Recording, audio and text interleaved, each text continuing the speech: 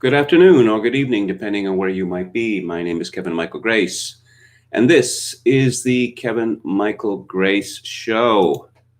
So let's start with Hillary Clinton, who is back in the news. But her emails. That was Hillary's big laugh line in 2016 because the disappearance of 33,000 emails from her illegal private server, well, that's not really a story, is it? Well, it continues to be a story. This is from Newsweek. Secretary of State Mike Pompeo told Fox News that he has access to Hillary Clinton's emails and he is planning to release them so the American people can see it ahead of Election Day. We got the emails, we're getting them out, we're going to get all this information out so the American people can see it, he said on Friday. While Pompeo didn't specify which emails he was referring to, Clinton has drawn controversy in the past for using a private email server for official public communications during her tenure as Secretary of State. You'll remember there was classified information on a private server, should never have been there. Hillary Clinton should never have done that. It was unacceptable behavior. It's not the kind of thing that leaders do. They don't put that kind of information out, Pompeo said. His remarks come in response to President Trump's comments from earlier in the day. Quote, she deleted 33,000 emails. She should be in jail for that. I don't even care if they're very highly confidential emails, he told Rush Limbaugh Friday. The day before, Trump blamed Pompeo for being unable to release the emails. Mike Pompeo has been unable to get them out, which is very sad, he told Maria Bartiromo of Fox Business. Actually, I'm not happy about him for that reason. I don't know why he couldn't get them out. You're running the State Department, you get them out. Pompeo said he worked closely on the release of this information during his time in Congress and added that Trump absolutely has the authority to declassify the emails if he wanted to. He also said that if Trump were to order the declassification of Clinton's emails, it would not compromise the health and safety of individuals involved. I've never seen him do anything that would put any kind of asset, any one of our officers, in any harm's way. He wouldn't do that, Pompeo told Dana Perino of Fox News. We'll get the information out that needs to get out, and we'll do it in a way that protects the intelligence sources that we need to protect. When asked if the information would be available before November the 3rd, the Secretary of State said, we're doing it as fast as we can. I certainly think there will be more to see before the election. Newsweek reached out to Clinton for comment, but did not hear back before publication. So, there are people who are unhappy with Trump's re-election strategy, saying that he is not being, a dread word, proactive enough. He's not talking about the future, and instead it seems intent on relitigating the 2016 election. The surveillance of Trump, the coup attempt, Trump has called the greatest scandal in American history, greatest political scandal. Far worse than Watergate, he says. I don't know. I'm rather of two minds about this. I think it's possible to push more than one thing at a time.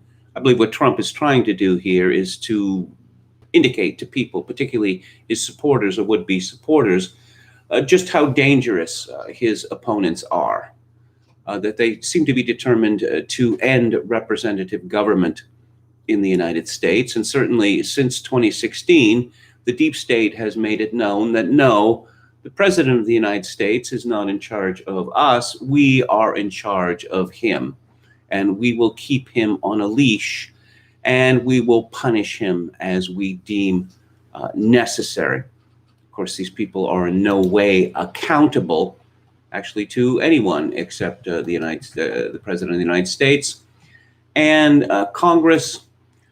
But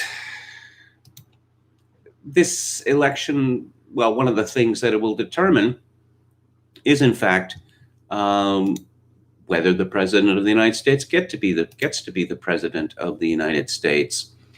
Let's see, here's a story from October of last year from the New York Post. FBI agents were stunned to find thousands of Hillary Clinton's private emails while examining Anthony Weiner's electronic devices for explicit text messages with a teen girl, a new book alleges. The agents called the discovery an oh shit moment as they combed through Weiner's iPhone, iPad, and laptop after it was revealed he had been sending inappropriate messages to a minor. Journalist James B. Stewart claims in his new book, Deep State, Trump, the FBI, and the Rule of Law.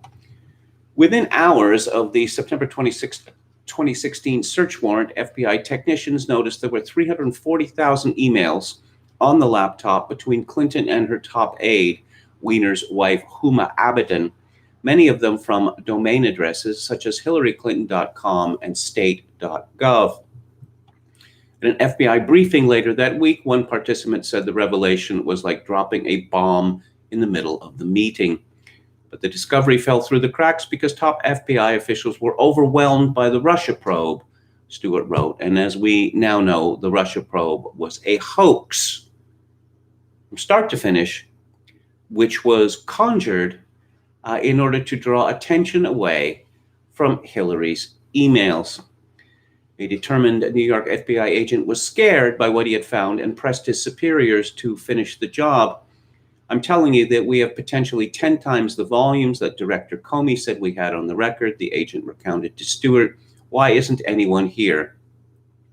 The book also revealed how former FBI lawyer Lisa Page lied to bosses at the Bureau about her affair with Agent Peter Strzok, telling FBI Deputy Director Andrew McCabe the pair were never romantically involved.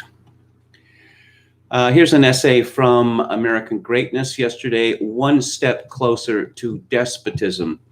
By institutionalizing Hillary Clinton's anti-Trump operation, the former president and CIA director chose to undermine the peaceful transfer of authority and legitimize an attempted coup. This is by Lee Smith. Trump's order on Twitter Tuesday night to declassify documents related to the FBI's investigation of the 2016 Trump campaign suggests that he's lost faith in Attorney General William Barr and John Durham, the prosecutor tapped to investigate the origins of Crossfire Hurricane, which of course comes from the Rolling Stones song Jumping Jack Flash, which kind of gives you an insight into how these people think. Previously, the rationale for Barr's failure to declassify Crossfire Hurricane documents en masse was that Durham needed to keep a close hold on them to build his case. But with less than a month ago, before the 2020 election, the U.S. Attorney's 18-month-long investigation has secured only one plea deal from an FBI lawyer. In the meantime, corrupt U.S. officials who spied on the Trump campaign and framed him as a Russian agent are basking in the sun. Former FBI agent Peter Strzok and former CIA director John Brennan are on book tours. Showtime made a miniseries about former FBI director James Comey, and the Democratic candidate for president is Joe Biden, an avatar for a potential third Barack Obama term. A subsequent presidential retweet featuring a photoshopped image of the late comedian Chris Farley shouting at a complacent-seeming Barr confirms that the commander-in-chief has lost his patience. For the love of God, the caption reads, arrest somebody. Trump knows that at least one of his senior officials is fighting him. CIA Director Gina Haspel reportedly is refusing to turn over documents that may further illuminate the agency's role in the anti-Trump plot. Haspel was London station chief in 2016 as Crossfire Hurricane agents and their confidential sources moved in and out of the British capital to target Trump campaign officials visiting the United Kingdom. A senior U.S. intelligence official tells me she would have known what the FBI was up to in London. There's very little in terms of intelligence and law enforcement matters the station chief is not aware of. Haspel appears to be protecting herself as well as her former boss. She had an unusually close relationship with Brennan, says the intelligence official. He handpicked her for the London station chief job, which is a plum position. It's regarded as the best job a career CIA official can get.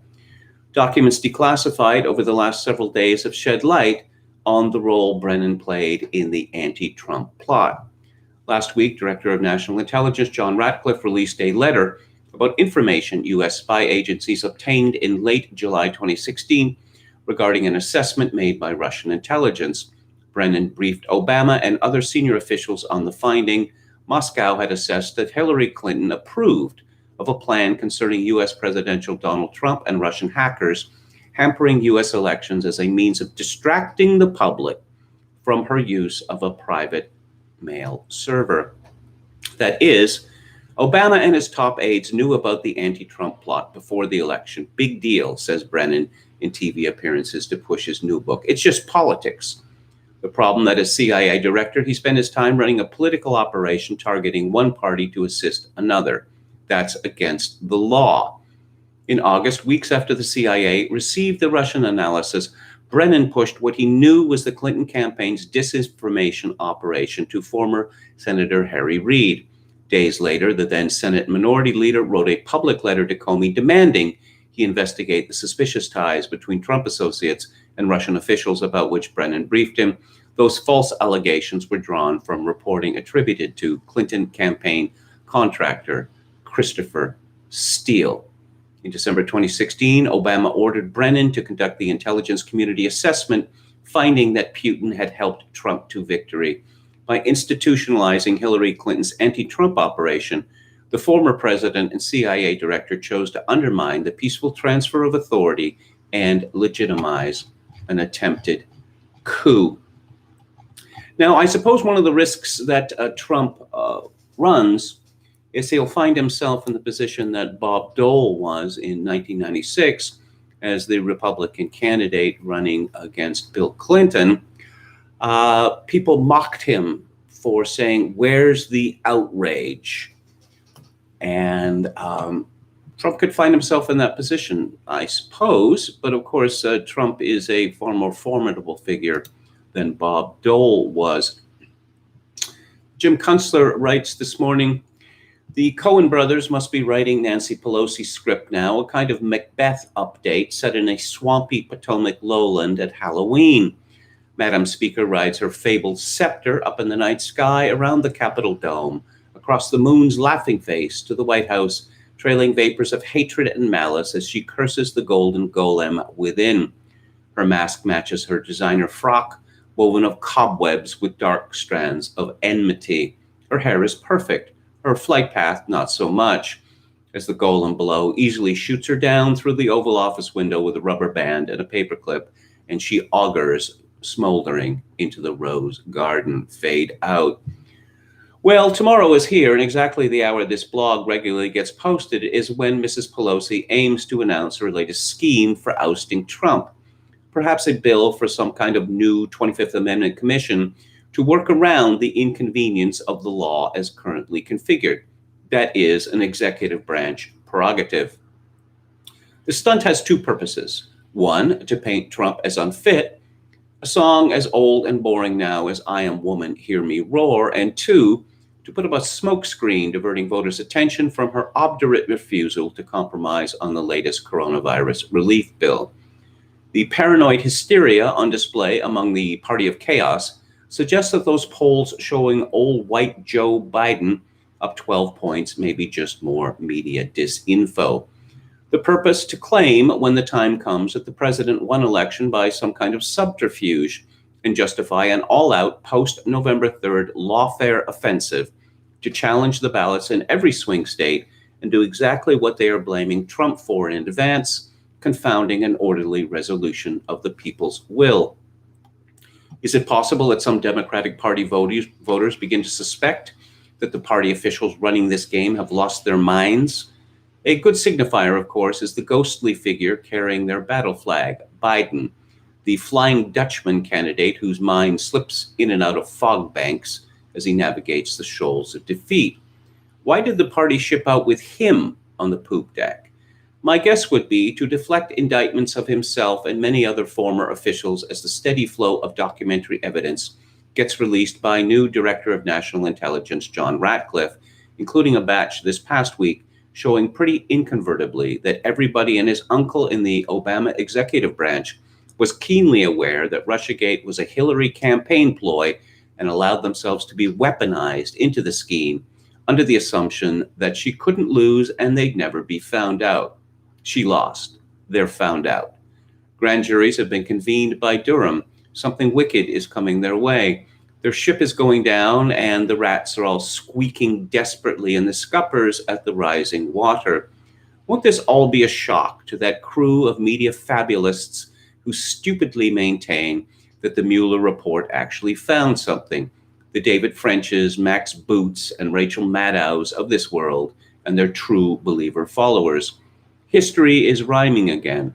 It's like 1794 in Paris. The Jacobins' reign of terror comes to a sudden and ignominious end, with Robespierre bawling under the national razor.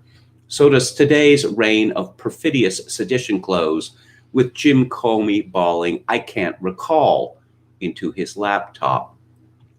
Incidental to this is the breaking news, sure not to be reported in the New York Times or by CNN, that one Devon Archer, business partner of Hunter Biden and John Kerry's stepson, Christopher Hines, has just had his previously overturned conviction for security fraud reinstated by a federal appeals court. Sound abstruse? Yeah, kind of. But believe me, this boy is in some serious hot water, the rap being a federal one, and Archer now poised to sing like a canary to Durham's posse about his various financial exploits in Ukraine and other foreign lands with Joe Biden's son and John Kerry's stepson in exchange for lighter jail time. You just watch. Keep your ears pricked also for developments involving Senate Select Committee on Intelligence ranking member Mark Warner, Democrat of Virginia, and his role in 2016 to 17 as an active disseminator of the Steele dossier Russiagate disinfo in coordination with the George Soros-funded Democracy Integrity Project run by former Dianne Feinstein, Chief of Staff Dan Jones, and assisted by swamp lawyer Adam Waldman, a Steele Warner go-between who happened to be a $40,000 a month lobbyist for one Oleg Deripaska, a Russian billionaire and Clinton Foundation donor, at least $1 million, who also employed Christopher Steele as a disinfo errand boy. Unpacking that one will be like unpacking the surgical batting in a sucking chest wound. Scrub for it. In this now bipolar nation, the mood swings get wilder by the week. The president had a bit of a rough 7 days, what with his COVID-19 treatment at Walter Reed and stunningly rapid recovery, which sent his adversaries into a transport of Heber-phrenic distemper. Vice President Mike Pence calmed the waters a little bit in his Wednesday meetup with the Harris administration candidate. No doubt the rogue housefly poised above his right ear fed him juicy debating points. Kamala Harris demonstrated a talent for mugging, face-pulling, eye-rolling, and leering. If the Veep thing doesn't work out, she might consider a career as a mime. Her home turf, San Francisco, used to be full of them until the local polls let homeless junkies take over the streets. So what's going on in the chat here? British American says, indictments are imminent. Not blackpilling, just tired of waiting. Yes, a lot of people are tired of waiting, and I will have some blackpilling on that shortly. I don't know. Jim Kunstler seems to think that because, he fervently believes that because dozens of Americans leading right up to Barack Obama have committed dastardly crimes that rise to the level of sedition, and there is ample evidence of this, that they will be punished. Perhaps they'll be punished, perhaps they won't be punished. I am not going to predict. British American again, so the FBI can't walk and chew gum at the same time. Got it. Hello, Professor Paul. Anrun says, part of being a decadent banana republic is lack of outrage over industrial scale corruption and treason. Well, look at what happened in Watergate, that Nixon was disgraced, and the Democrats made huge inroads in 1974, won a whopping victory with a new class of politicians, supposedly different, from the old-fashioned Nixon type. And it all turned out to be a hoax. Remember when all of these people were anti-war, so strongly anti-war? And when they finally ascend to power in the position of Bill Clinton, it turns out that they're just as pro-war, if not more so, than Nixon had been. British American again, what makes USA look more like a banana republic, indicting all the scoundrels or letting them go? It's a serious question, as KMG might say. Well, obviously, in a way, it would be crossing the Rubicon to indict the high mucky mucks. But on the other hand, what's the alternative? If they can get away with this, they're going to keep doing it. They're going to consider themselves to be invincible. Pete Ferguson says, I wonder if Biden's nomination confirms my pet theory that we are in the middle of an era of diminished expectations that Lash could not even have conceived. Exactly what does Biden represent? Yeah, what he represents is that he went to Washington in 1973 and never left. He is a dreadful politician. This is his third attempt to become president of the United States.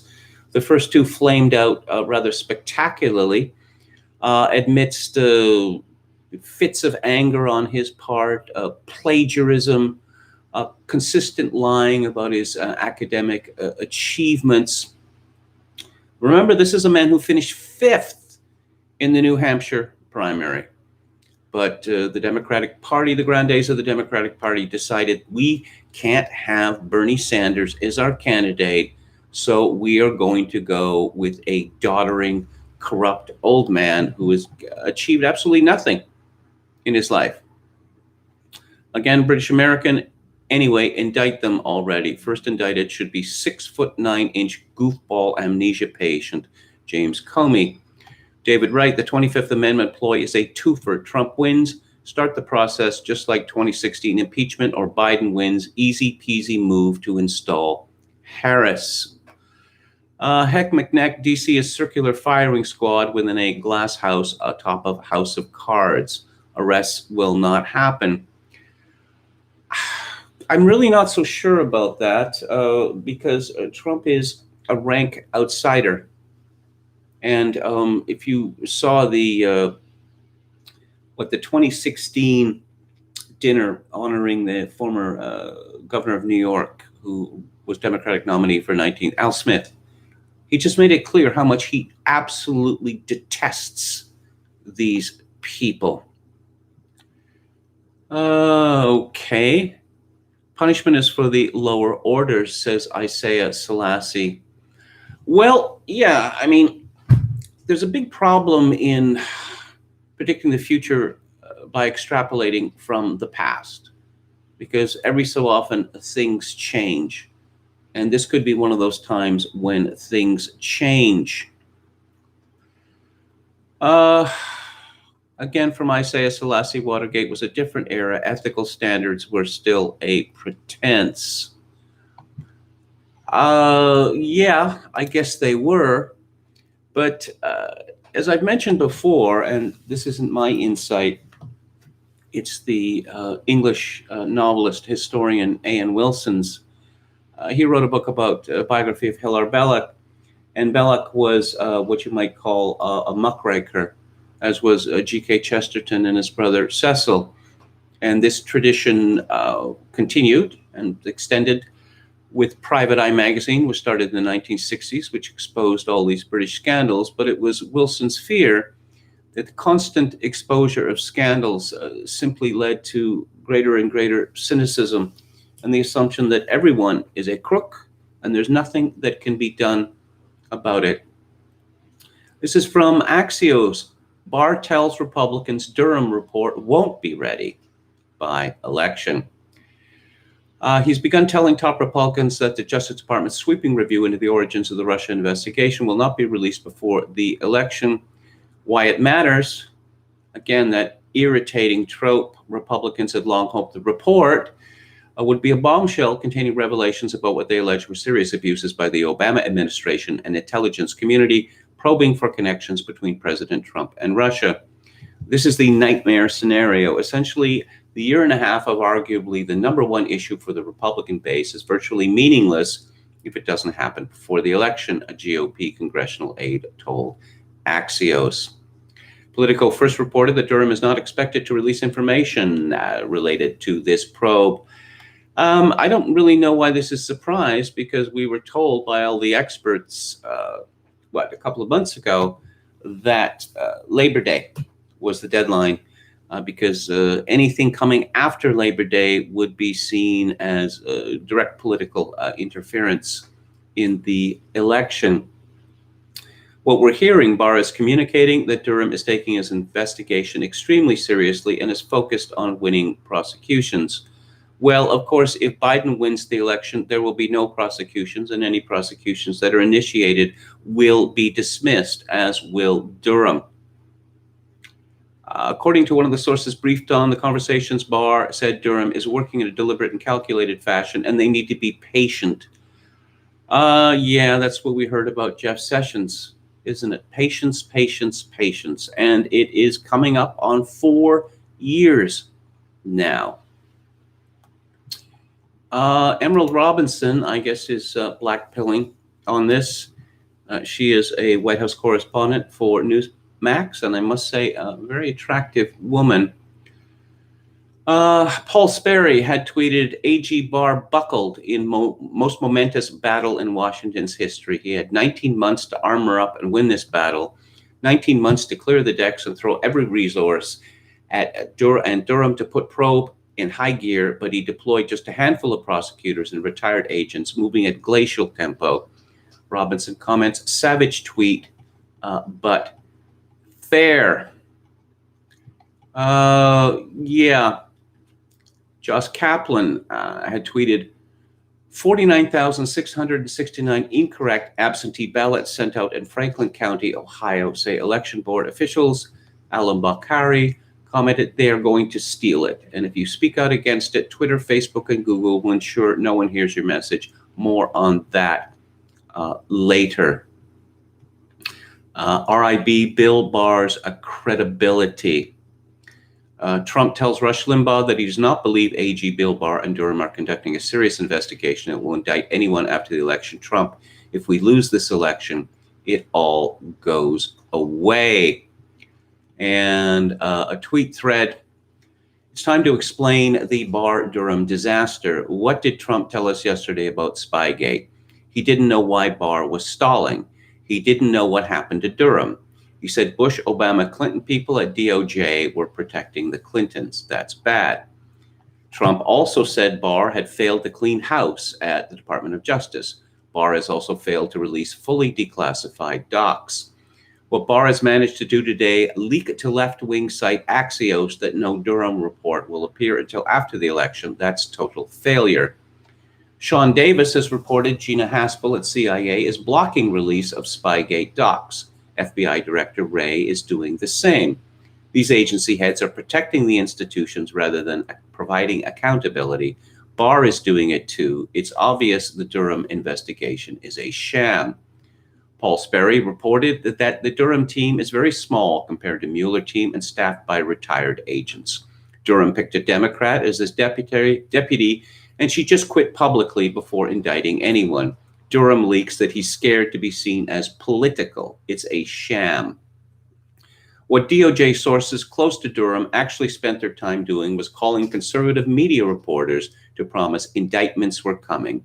That lie got widely reported on Fox and elsewhere for 20 months. Why?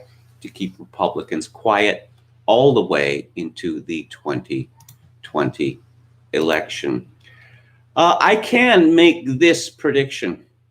That if this all goes away without any significant indictments, there is going to be a large proportion of Trump supporters who will come to the conclusion that the system is bent, that the system is irredeemably corrupt, and furthermore, that there would be no point in attempting to defend such a system. Why would anyone want to? If the crooks are in charge, who has loyalty to a bunch of crooks? And that actually, perhaps even more profound than that, that voting is for suckers. The old anarchist saying, if voting could change anything, it would be illegal. Well, if there's no indictments here, as I say, many people will come to agree with that sentiment, and that is a dangerous situation. This is from Deborah Heine at American Greatness.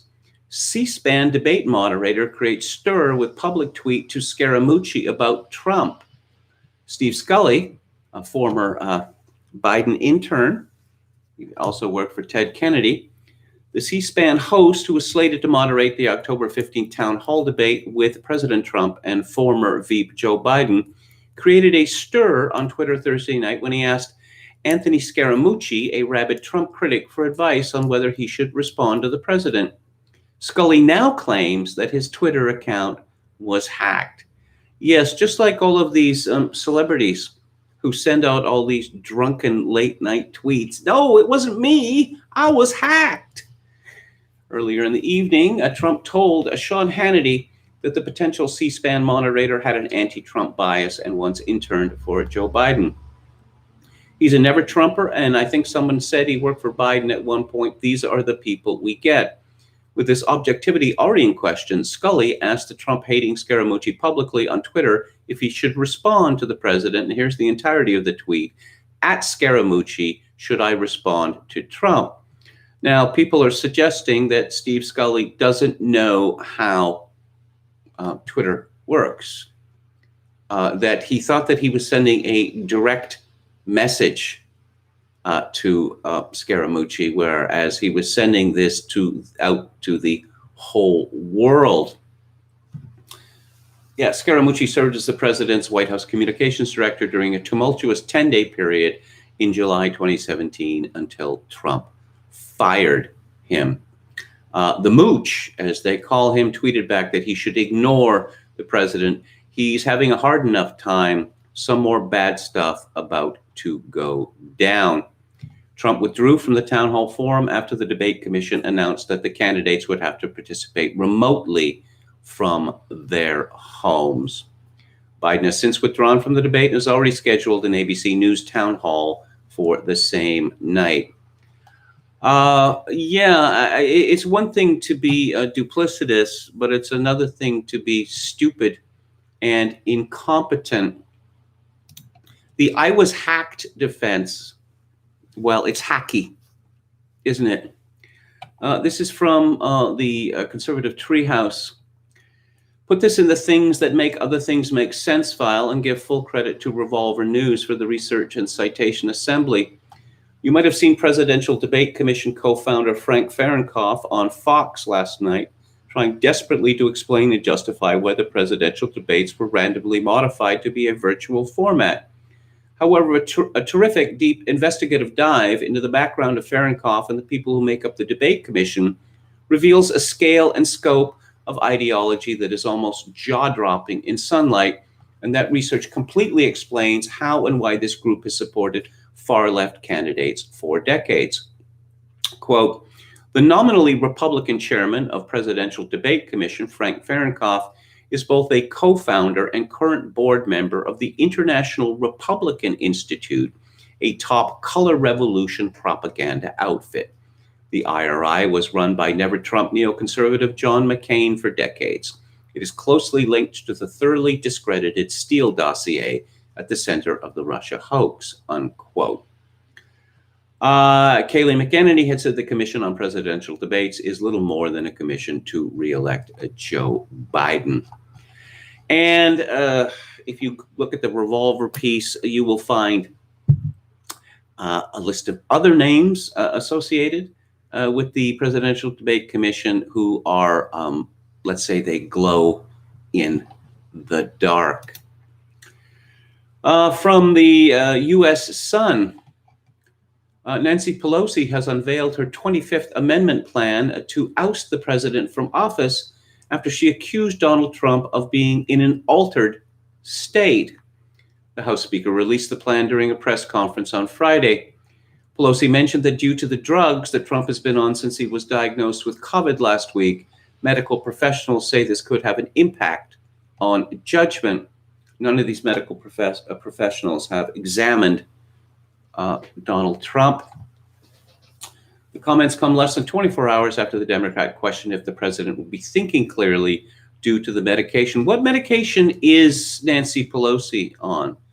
Maybe we should do some blood work on Nancy Pelosi, because I don't think you get to be 80 years old and a Speaker of the House of Representatives without being on a whole bunch of drugs. The president is, shall we say, in an altered state right now, Pelosi said on Bloomberg TV. I don't know how to answer for that behavior. However, on Friday, the Speaker insisted that this is not a personal attack on the president.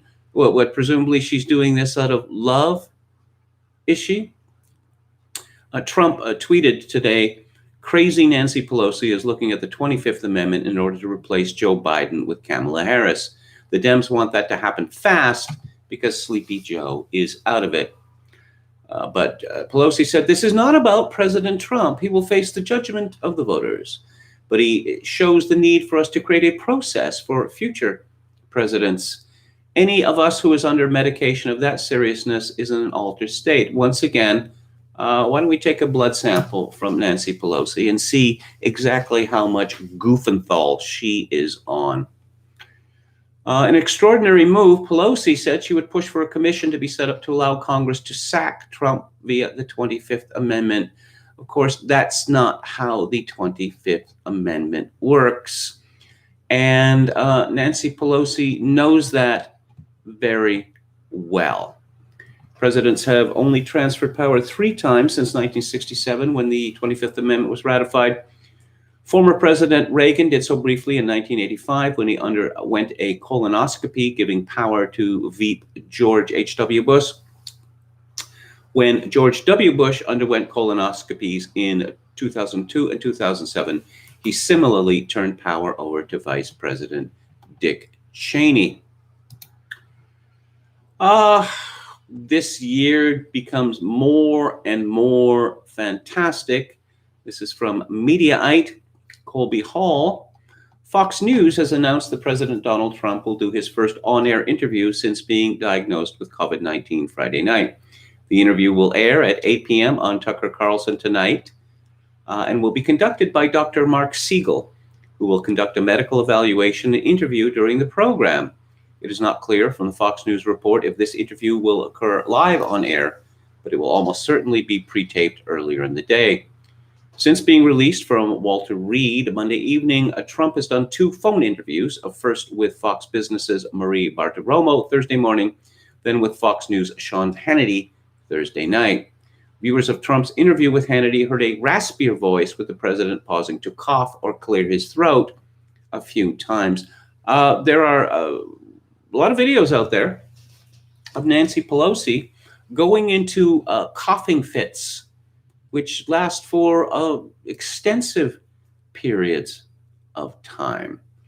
President Trump's physician, Sean Conley, released a letter Thursday that stated the president would be able to return to public engagements this weekend and had completed his course of therapy for the disease.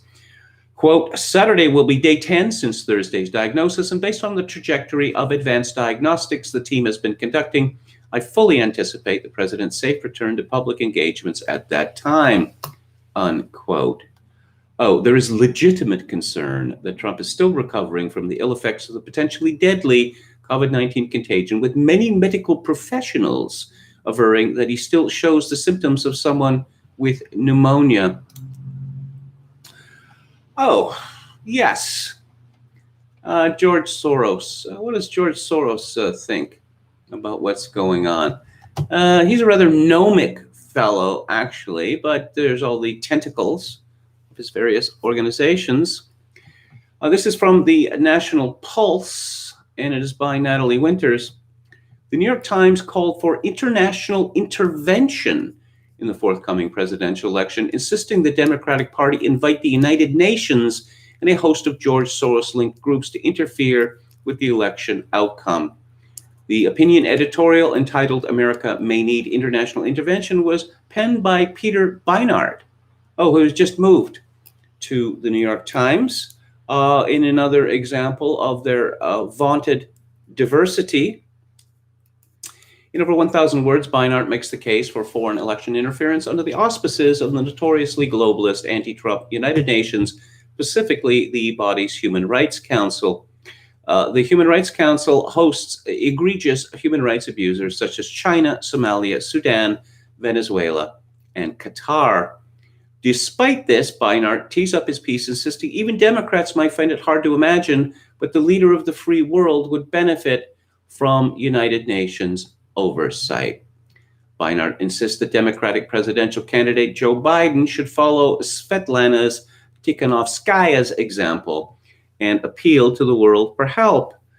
He described her actions as imploring the UN to act. In a contested election in Belarus, here we go.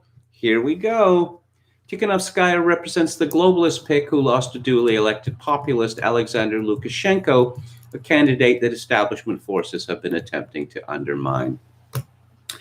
Yes, unlike the Ukraine, which was forcibly removed from Russia's embrace by an illegal coup led by the United States and supported by Canada and Britain, Belarus is still attached at the hip to Russia, and this is simply intolerable for the neocons, for the globalists, and so they've ginned up another color revolution there.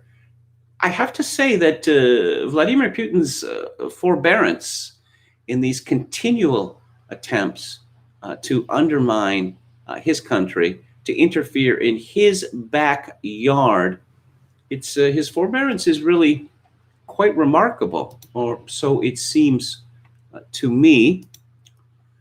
Let's see, go back to the chat. Donald Robertson, is Durham full of bull? Good one.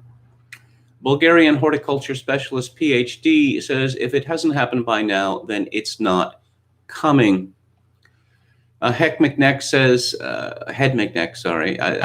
it's irresistible to rhyme the first and the second.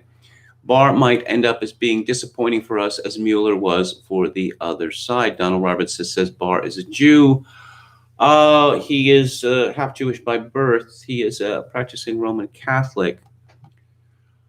The actual hack of Steve-O's Twitter account was hilarious. Pete Ferguson says, I know KMG constantly reminds us about the dearth of alternative elites, but Trump has had some major whiffs in his staff. I'm not surprised. I'm really not surprised. Okay, and let's go right to the source here. That's to say, the Twitter account of President Donald J. Trump 7 minutes ago. For someone who apparently is enfeebled by COVID-19, he seems to be very active. We know that Trump writes his own tweets. They're not composed by focus groups. 7 minutes ago, documents reveal that General Flynn was entrapped. 11 minutes ago, Steve Scully, the never-Trumper, next debate moderator, got caught cold. Pulled out the old I've been hacked line. That never works. His bosses are furious at him as he's lost all credibility. Bob Dole had tweeted the Commission on Presidential Debates is supposedly bipartisan with an equal number of Republicans and Democrats. I know all of the Republicans and most are friends of mine. I'm concerned that none of them support Donald Trump. A biased debate commission is unfair. Trump commented, thank you, Senator Dole. So true. Yeah. Mail-in ballots. We are getting more and more and more evidence that what Trump said is true, that this is a stupid and corrupt system for selecting a president. People being indicted for mail fraud, ballots being tossed out, torn up. I don't know, what did they think was going to happen? But of course, the most amusing thing is that apparently in order to be able to vote by mail, you have to follow instructions and put one envelope into another, which appears to be too much for many Biden supporters. Conspiracy theories. Don't you just hate them? I mean, come on. Anyone who would believe in a conspiracy theory, we can't take them seriously. But look, here's Rachel Lehrman of the Washington Post. The speculation started popping up on social media almost as soon as President Donald Trump posted a video Thursday afternoon to his Twitter feed showing him on the south lawn of the White House Trump faked this video released today. One Twitter user posted, "It's shot in front of a green screen and the background is fake and on a 3-second loop. This is in front of a green screen." Actor George Takei tweeted in a message that has more than 3,000 retweets. Yes, I'm terribly interested as to what this 80-something sodomite who giggled about pedophilia some years ago. Unlike Milo, Greek name, George somehow survived this. Video experts say that's unlikely. Instead, the odd elements people are pointing out, the focus of the grass, the background that looks like it's on a loop, the shadows are more likely a result of standard compression that gets applied to videos when they are posted on Twitter. But let's just raise the suspicion. Oh, and this is from Mediaite. President Trump has been insisting he's had an amazing recovery from the COVID-19 infection, going so far as to declare himself a perfect physical specimen. But in Thursday's evening call into Sean Hannity's Fox News program, Trump was noticeably hoarse and his voice broke at least twice. Yes, okay, he must be on death's door from the U.S. Sun. Donald Trump coughed on live TV as he revealed plans to hold a rally in Florida as soon as Saturday, after the White House doctor said he'd be safe to attend public events by then. Oh, let's see, an update. Thursday health update on President Donald J. Trump. This is from Dr. Sean Conley. Heart rate, 69 beats per minute. Blood pressure, 127/81. Respiratory rate, 15 to 17 breaths per minute. Pulse oximetry, 96 to 98% room air.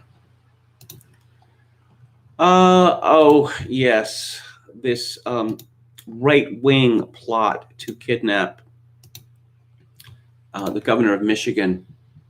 It doesn't seem all of that right wing, actually. This is from Zero Hedge. In addition to the 6 militia members charged by the feds earlier, another 7 alleged members of the militia group known as the Wolverine Watchmen were charged in the conspiracy. The leader here seems to be an anarchist. At least he has been shown on video with an anarchist flag behind him. And Whitmer is insisting that this is all Donald Trump's fault. It's all Donald Trump's fault.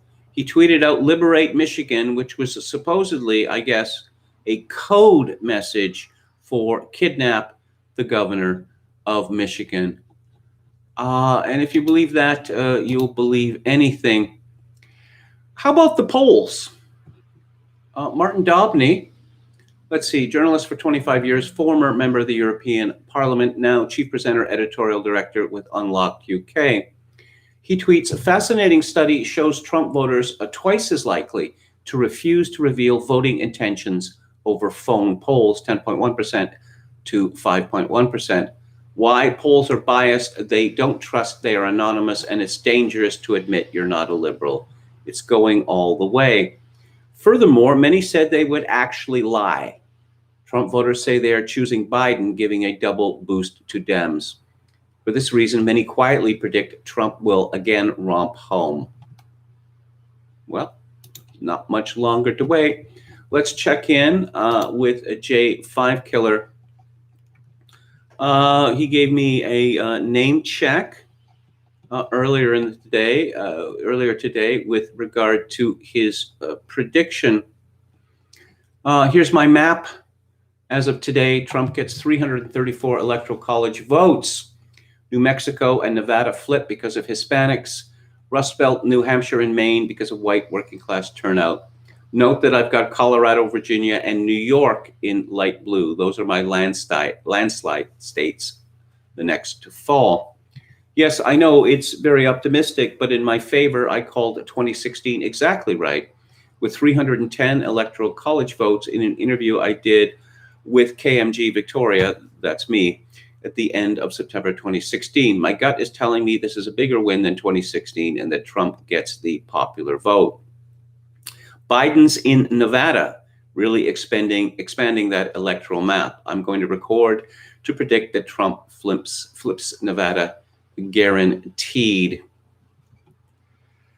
I've been saying this for weeks. Hispanics will give Trump New Mexico. And all the indications is that Trump is doing extraordinarily well with Hispanics. He retweeted Megabot Trump 2020. Oh my God, no one is showing up to Biden-Harris events and no one is watching online. Biden-Harris have only 3% of President Trump's online viewership. So it's been forecast for weeks now that we might not know for some time who is the winner of the presidential election on November the 3rd. And but now we have learned who will determine that, and it is Jack Dorsey and Twitter. Yep, Jack Dorsey and Twitter. Americans don't need an electoral college because there's Twitter and Jack Dorsey. This is from the Washington Post, Elizabeth Dwoskin and Craig Timberg.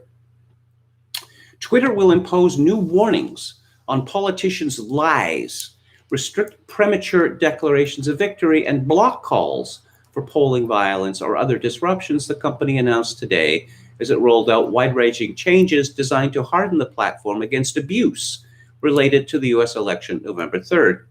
The moves will also temporarily alter the look and feel of Twitter, a service built on instantaneous conversation, quips, and breaking news. Retweeting others, for example, will require an extra step designed to encourage users to add their own thoughts before posting. Recommendations and trends will get new curbs intended to prevent abuse. Twitter's moves, like those announced recently by Facebook, are aimed mainly at combating efforts to manipulate the political landscape at critical moments in the hotly contested national vote. How much self-delusion or, outright misrepresentation can the media indulge in before, they explode? We've pretty much reached that point now. For the Washington Post, which is one of the main guilty parties behind the Russiagate hoax, to scorn manipulation of the truth, manipulation of news, it's past a joke, isn't it? These policy changes are the culmination of years of revisions intended to prevent a repeat of 2016's electoral debacle on social media when disinformation, false news reports, and Russian interference rampaged virtually unchecked across all major platforms. Twitter has a critical role to play in protecting the integrity of the election conversation, and we encourage candidates, campaigns, news outlets, and voters to use Twitter respectfully and to recognize our collective responsibility to the electorate to guarantee a safe, fair, and legitimate democratic process in November. That is to say, Biden wins. The authors were Vijaya Gali, the legal policy and trust and safety lead at Twitter, and Kayvon Bakpour.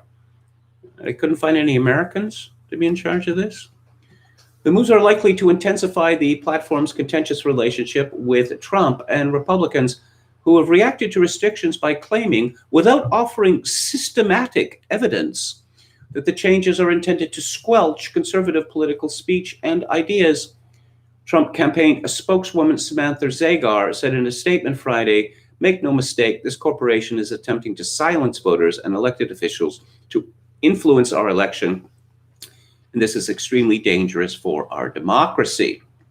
Democrats, civil rights activists, and independent researchers, by contrast, have generally praised efforts by social media companies to prevent abuse and manipulation of platforms that are potent, far-reaching sources of news and opinions to billions of people worldwide. When some guy gets on Twitter, like me, and says something, this is one person expressing his opinion. I'm not held to any particularly high editorial standards because I don't work for a newspaper or a magazine or a radio station or a television station. I'm simply expressing my personal opinion, but it is now the view of the social media companies that, no, my opinions must be vetted now. And if they fall short of their metrics, well, I must be silenced. Let's see. It's really important these companies are understanding the unique role they play in amplifying or cutting off disinformation, said Vanita Gupta. Again, Vanita Gupta, president of the Leadership Conference on Civil and Human Rights, a Washington-based umbrella group that has pushed the social media companies to police their platforms more aggressively for messages designed to suppress voter turnout. Twitter's Friday announcement means that U.S. political figures with more than 10,000 followers, a category that includes Trump with his 87 million, will be subject to additional warnings and restrictions if they spread falsehoods. Falsehoods according to whom? This expands Twitter's existing policy against political disinformation, which has led the company to label at least 14 of Trump's tweets in recent months, limiting the reach of false claims about the potential for mail-in balloting to encourage fraud. This is where I start grinding my teeth. Old way of voting. Person shows up at polling place, presents ID, is given ballot, puts ballot in box on premises, okay? Versus ballots being sent out willy-nilly to people who have not requested them, to people who may not live there, to people who may not exist, and they just get sent through the mails. And of course, they're all going to be delivered, and they're all going to be delivered in time, and we're going to have track of all these ballots. Obviously, the potential for fraud is so much greater with mail-in balloting than in-person balloting. This is misinformation. This is disinformation. This is rank falsehood.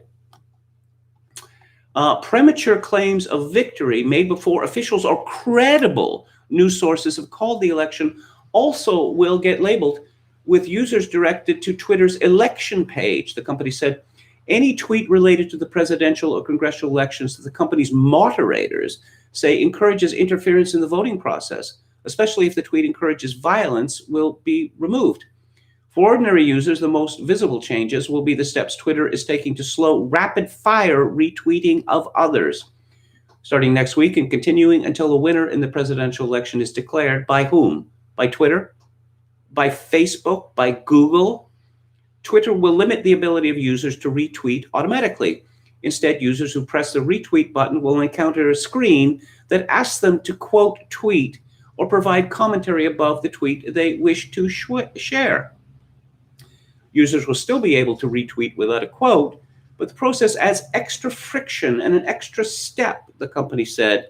The move seeks to force users to slow down and decide whether they want to comment, and may have the effect of slowing down the viral nature of some tweets. Twitter is also restricting the way it recommends some content, another avenue for tweets to go viral. Starting Friday, Twitter users will be limited in their ability to see content from people they don't follow directly. So Twitter is supposed to be a universal platform, but apparently it's too universal during election time because this might help Donald Trump. Twitter users will be limited in their ability to see content from people they don't follow directly. I follow a lot of people, but I don't follow everyone. I don't follow 100,000, 500,000, a million people. And what, they don't want me to see these people? What, because I may respond with something mean or let other people know? An earlier report in the Post had said that Twitter will not allow anyone to claim victory, in presidential race, congressional races, presumably state and local, until two creditable institutions have confirmed that person has won. So Okay, so Fox News may say, you remember I told you a couple of weeks ago that, oh no, Fox is in charge of the election. It's Fox who determines who wins. Well, that's rubbish in any event. But no, so if Fox says that Trump has been elected president of the United States, Twitter will wait for ABC, NBC, CBS, CNN, MSNBC to say that Trump has won, but they're not going to, are they? They're not going to. This is the extent that social media has decided that the will of the people is now nugatory, because social media will now determine what is best for us. And of course, never Trumpers like David French will say, well, what's wrong with that? It's private. They're private institutions. If free speech disappears and private institutions are responsible, nothing we can do about it. And come on, what are you, some sort of communist? Don't you love free enterprise? Yeah, okay. Yeah. Oh, more on social media. This is from the intriguingly named DNYUZ. Yelp says it will mark pages of businesses accused of racist conduct. It said that it would post alerts on the pages of businesses where customers or employees have reported incidents of racism. The latest attempt by a U.S. company to introduce a tougher response system to confront discrimination after the police killing of George Floyd in May. The company, which offers a platform for users to rate places like restaurants, small businesses, and popular tourist sites, said in a statement Thursday that it would use a business accused of racist behavior alert when there was resounding evidence that a business owner or employee had taken racist actions, including the use of racist slurs or symbols. What, you mean like this? This alert will always link to a news article from a credible media outlet, Yelp said, without elaborating on which news organizations they consider to be credible or how it defined resounding evidence. Yelp's announcement raised questions about how the company will enforce the initiative and how it will ensure that businesses were not falsely associated with racism or the target of defamatory reviews. Ha ha ha ha. Yelp is saying this, which can significantly damage a business. Companies like Google and Facebook have also grappled with the difficult issues of moderating users on their online platforms. Here's a statement from Yelp. As the nation reckons with issues of systemic racism, we've seen in the last few months that there is a clear need to warn consumers about businesses associated with egregious, racially charged actions to help people make informed spending decisions. This is pretty rich coming from a company which is routinely compared to a protection racket. Here's a story from the Financial Times, the growing momentum towards curbing big tech. For America's big technology companies, 2020 has been the best and worst of times. The coronavirus pandemic has played to their strengths as millions have relied on them for online shopping, entertainment, and business as social contact. Their ability to prosper through lockdown, that's a curious way of putting it, given that in many places in the United States and Canada, people have been, forbidden to go about their lives as they had previously. And what you gonna do? I guess I can stare at a screen all day long instead of interacting with icky people. People have cooties, and those cooties are called COVID-19. So let's stick to what's safe. Sterile interaction. Well, it's not really interaction. It's just reading from a screen and, getting dopamine hits from ordering Prol Chow and Prol Chow Media. This week's landmark 449-page report from the House Antitrust Subcommittee into Amazon, Apple, Google, and Facebook is uncompromising. All four, it alleges, wield monopoly or substantial power and have abused it. Since each serves as a gatekeeper over a particular distribution channel, they can pick winners and losers throughout the economy. They can charge excessive fees, impose onerous contract terms, and hoard data. The big four have gone from scrappy underdog startups, the report says, to the kinds of monopolies we last saw in the era of oil barons and railroad tycoons. The report's impact is diluted by the refusal of Republican subcommittee members to sign onto it as a whole. They issued a separate 28-page response that backed strong antitrust enforcement, but stopped short of the report's toughest recommendations. Golly, I wonder why that might be. And let's go back to the chat here just briefly. Bob Paxton says, do I really have to lodge a complaint on Yelp against my local soul food place? Their pulled pork sandwich is lit. Neil Terry says, Yelp was obviously a poisonous model from the start. Years ago, as the sole front-facing employee, I refused to put the sticker in the window. Vindicated once again. Walrus Libertarian says, KMG needs a siege mask. I don't really know what that means. Donald Robertson says, we could network our way around this, not following directly Twitter blackout by retweeting all important information. Yo Mama says, the fix is in. Again, Donald Robertson, credible news sources. Is this an anachronism? Yes. Give me 5 minutes and I could come up with a host of examples. But let's go back to 2002, 2003, where the news media, almost to a man and to a woman, insisted that Saddam Hussein had weapons of mass destruction, that he was a clear and present danger to the United States and to the whole world, and it was all lies. Let's talk about Russiagate. Oh, Trump stole the election at the behest of Vladimir Putin. All lies. All lies. In fact, the Democrats admitted as much when they handed in their impeachment indictment against Trump. There was no mention of Russia in it. And, they didn't really have anything to comment about that, strangely enough. Charles Nuno. Hello, Charles. This makes me hate democracy even more. It's always who counts the votes who matters, never the votes. DB Cooper says, Florida is probably the single most important state. And Ohio and, Indiana, looking solid. Twitter lacks this authority. Well, apparently Twitter can do whatever it wants to do. And again, this is it's supposed to be a universal platform. Again, if you don't want people seeing your opinions on whatever, don't post to Twitter. It's that simple. There are other ways of, making your opinions known to a more, discreet audience. But no, what these people want to do is, I'm talking to the whole world except those meanies there or people who haven't been verified.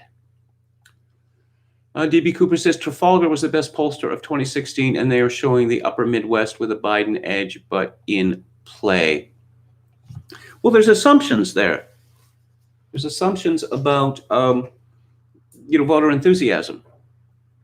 How many blacks are going to vote? There's assumptions about working class whites. How many of them are going to vote? If these assumptions are wrong, then the polls are useless.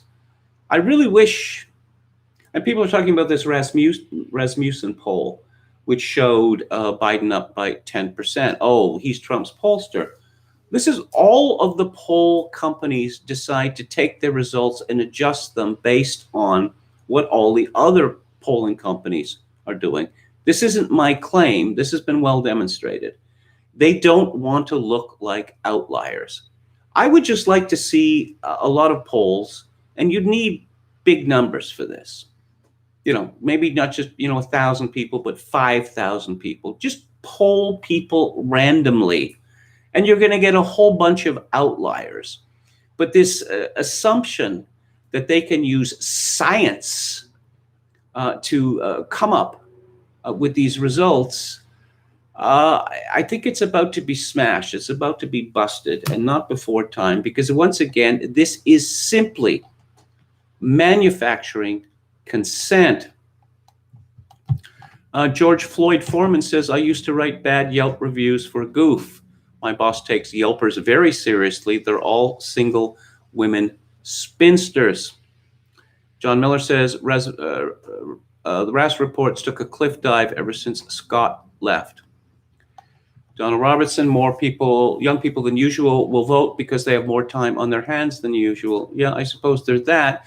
They're also more depressed than usual, and they're also more drunk and stoned than usual. Also fatter. So that would tend to, mitigate the time on their hands argument. Okay. So let's talk about Ireland.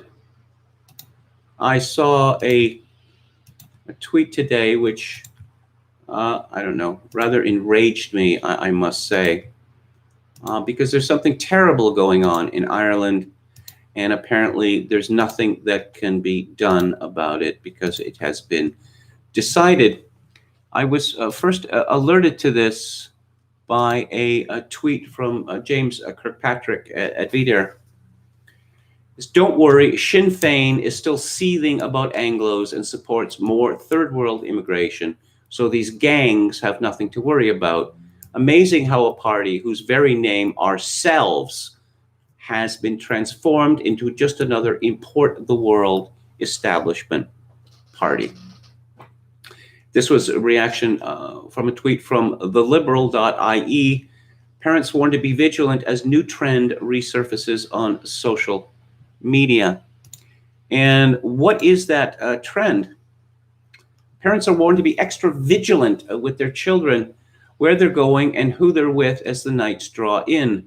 A recent trend on social media has cropped up again since schools started back.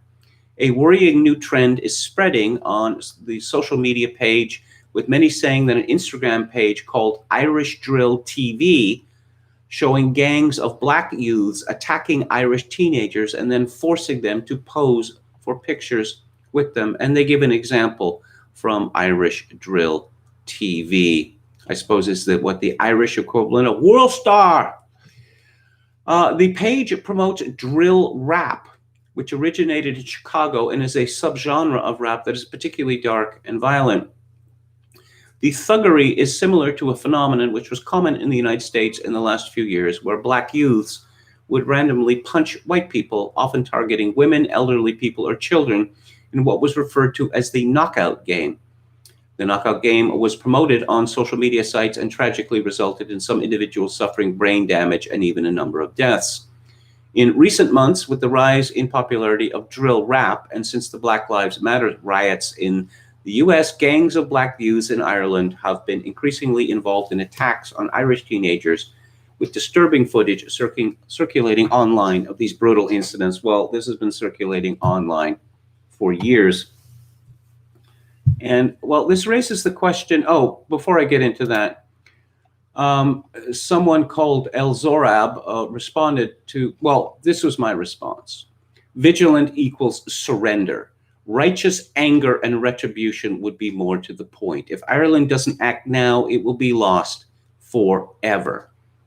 El Zorab responded, I showed a similar clip of a black guy beating Irish kids to some Irish guys at my work, and the cognitive dissonance was so strong that they called me a racist and tried to get me fired.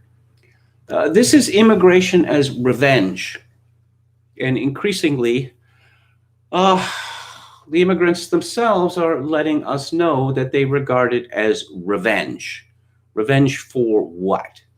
Revenge for white supremacy, revenge for white colonialism, the usual list of complaints. Of course, Ireland is in a rather different situation because Ireland was never guilty of colonialism because, of course, it was a colony of the British Empire. Now, Ireland fought a long and bloody civil war. First they fought a war against the British, and then they fought a civil war amongst themselves, which was terrible. As to what would the nature of their agreement with Britain be? And they got partial independence, and eventually they got full independence, roughly by the late 1930s. The original deal was made in 1922.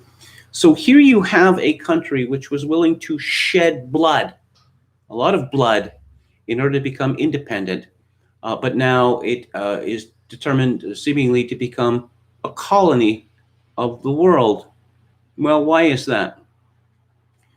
Well, Ireland has sold its birthright for a mess of pottage, a mess of EU pottage.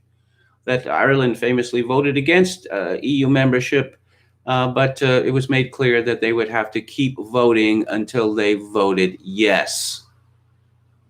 And so the EU gives us money, and so I guess we must do what the EU does, which means eliminating your own heritage, essentially. That is the EU model, and the EU, of course, is now furious at Hungary and Poland, because Hungary and Poland have decided they are not going to eliminate themselves. But Ireland seems to be hell-bent on this. As the Irish writer Kevin Myers pointed out recently, Irish history is now very problematic, as the kids like to say, because if you look at the people involved in Irish history, in all the great events of Irish history, they're all white. And since white is suspect now, since white people are, as Susan Sontag famously said, the cancer of human history, white people must be punished. Of course, a lot of white people have signed on to this, but many of the people who have signed on to this are not just quislings, they have a pecuniary interest in the anti-white movement. There's another factor in play, which is the collapse in authority of the Catholic Church following the usual round of, how would I put it, sodomitical scandals, which was suppressed, covered up in Ireland as it was covered up everywhere in the world and covered up by the Vatican. The authority of the Catholic Church in Ireland has collapsed. The confidence in the Catholic Church has collapsed. And the Catholic Church, of course, is associated with the old Ireland, which was white. So there must be abortion, there must be divorce, there must be large numbers of non-white immigrants, because by definition, if Irish people are bad, wicked, white supremacist, then all non-foreigners would be superior to the native Irish. The number of people in Ireland who have not been born in Ireland has absolutely exploded. It's not simply from places like Nigeria, but from places like Poland. And of course, one hears the same fatuous argument that, oh, no, the Irish wouldn't do these jobs. Well, the Irish would do these jobs if they were paid decently. But one other thing that Ireland has done in recent years is to advertise itself as a tax shelter for companies like Microsoft and for American drug companies. Oh, and of course, the whole point of investing in Ireland is you're not paying tax. You're not paying tax. That it's like the alchemists. They believe in Ireland, as they believe in so many places in the West, that lead can be transmuted into gold. Do you remember the Celtic Tiger? Oh, that Ireland was just going to become a world-beating economy.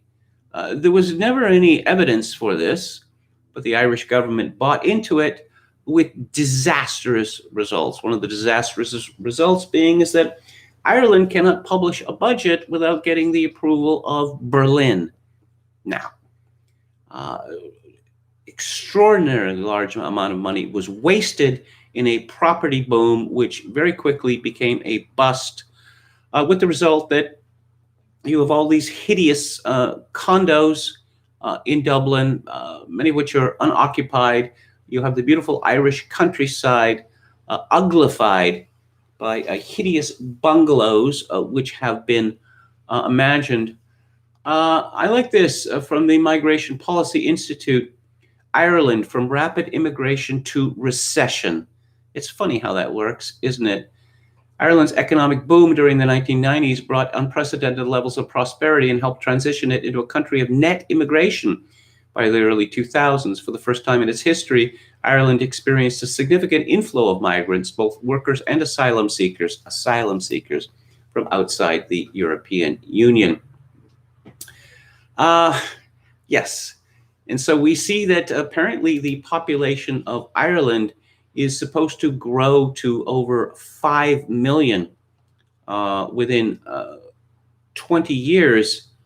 Ireland cannot support that level of population unless the average person is made significantly poorer.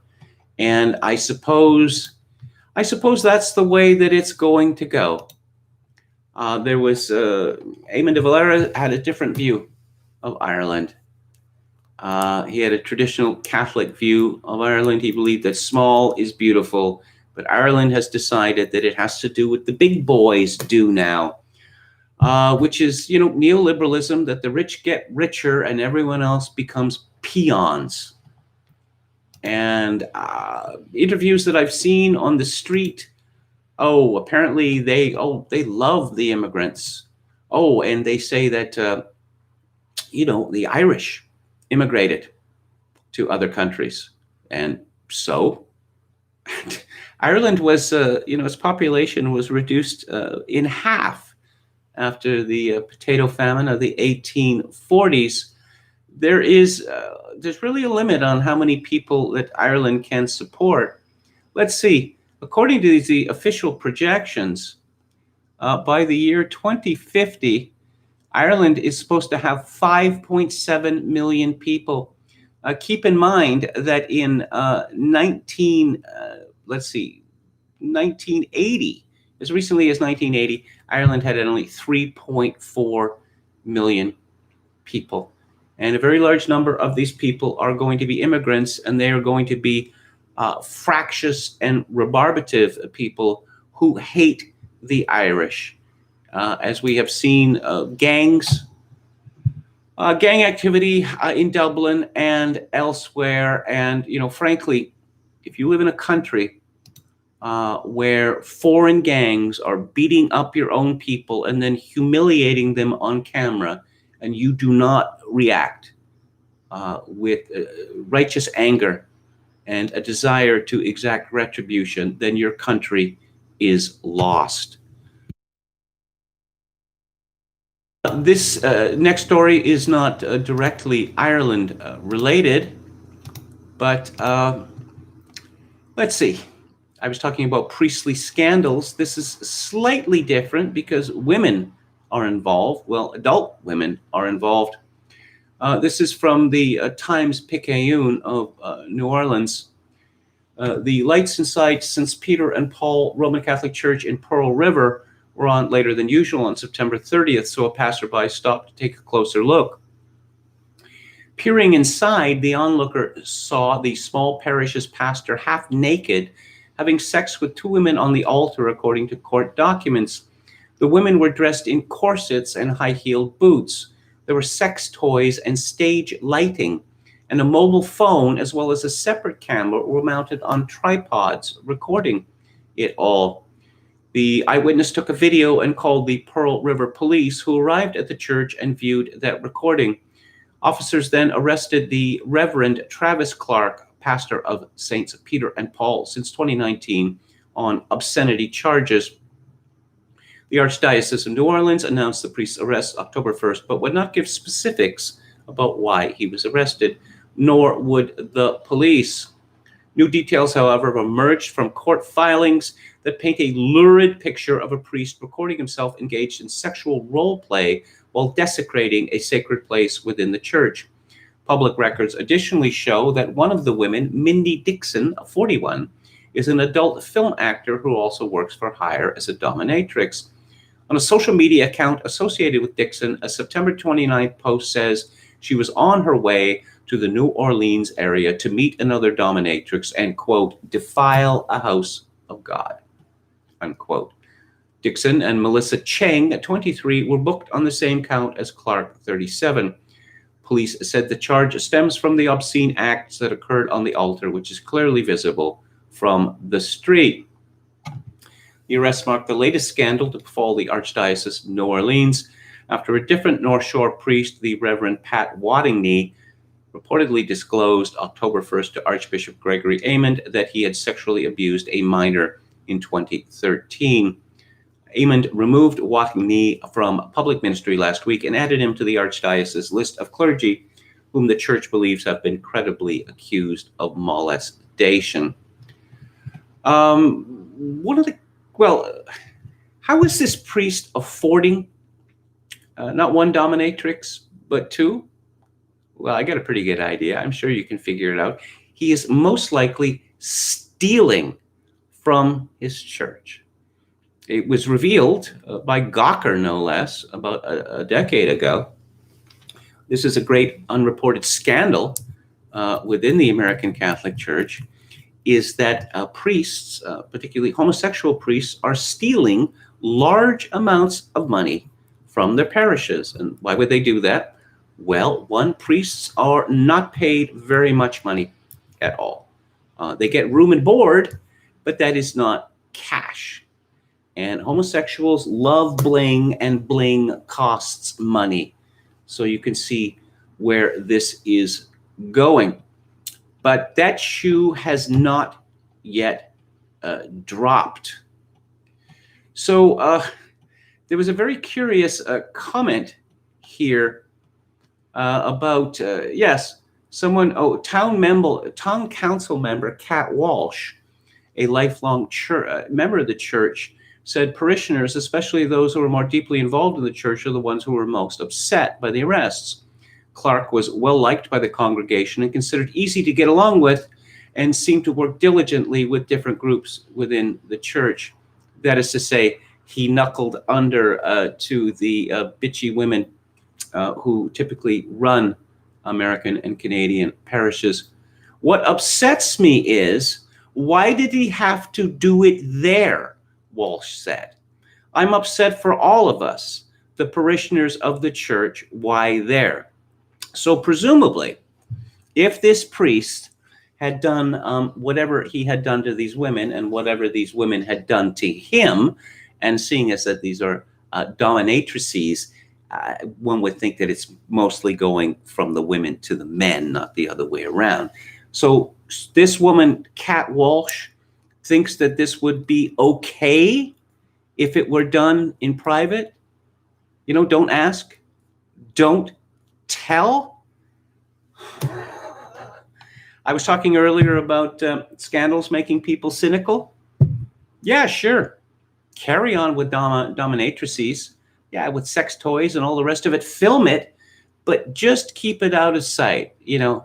As a famous English playwright once said, so long as you don't do it in the street and frighten the horses.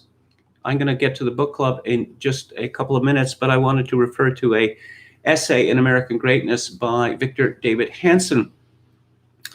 Joe Biden has redefined mask wearing. It is now the thinking man's patriotism, what every scientific and refined mind naturally does. Biden, the media, and the Progressive Party all blame the now ill Trump for becoming infected. They accuse the president of becoming sick because he was selfish. You see, he was not always wearing a mask, or not always isolating in social distancing fashion, or not always staying inside except for essential expeditionary trips. Upon reading these condemnations, one could be forgiven for thinking Trump was the mayor of Fresno, not the president of the most powerful and necessary nation in history. The subtext is that Trump is no Biden. Joe follows science. He gets it. He listens to experts. Like Trump, his rival septuagenarian has health issues. But very much unlike Trump, Biden, until lately, seldom was seen or heard. For Biden, the way to run a presidency is the way he wishes to conduct the second debate, by Zoom.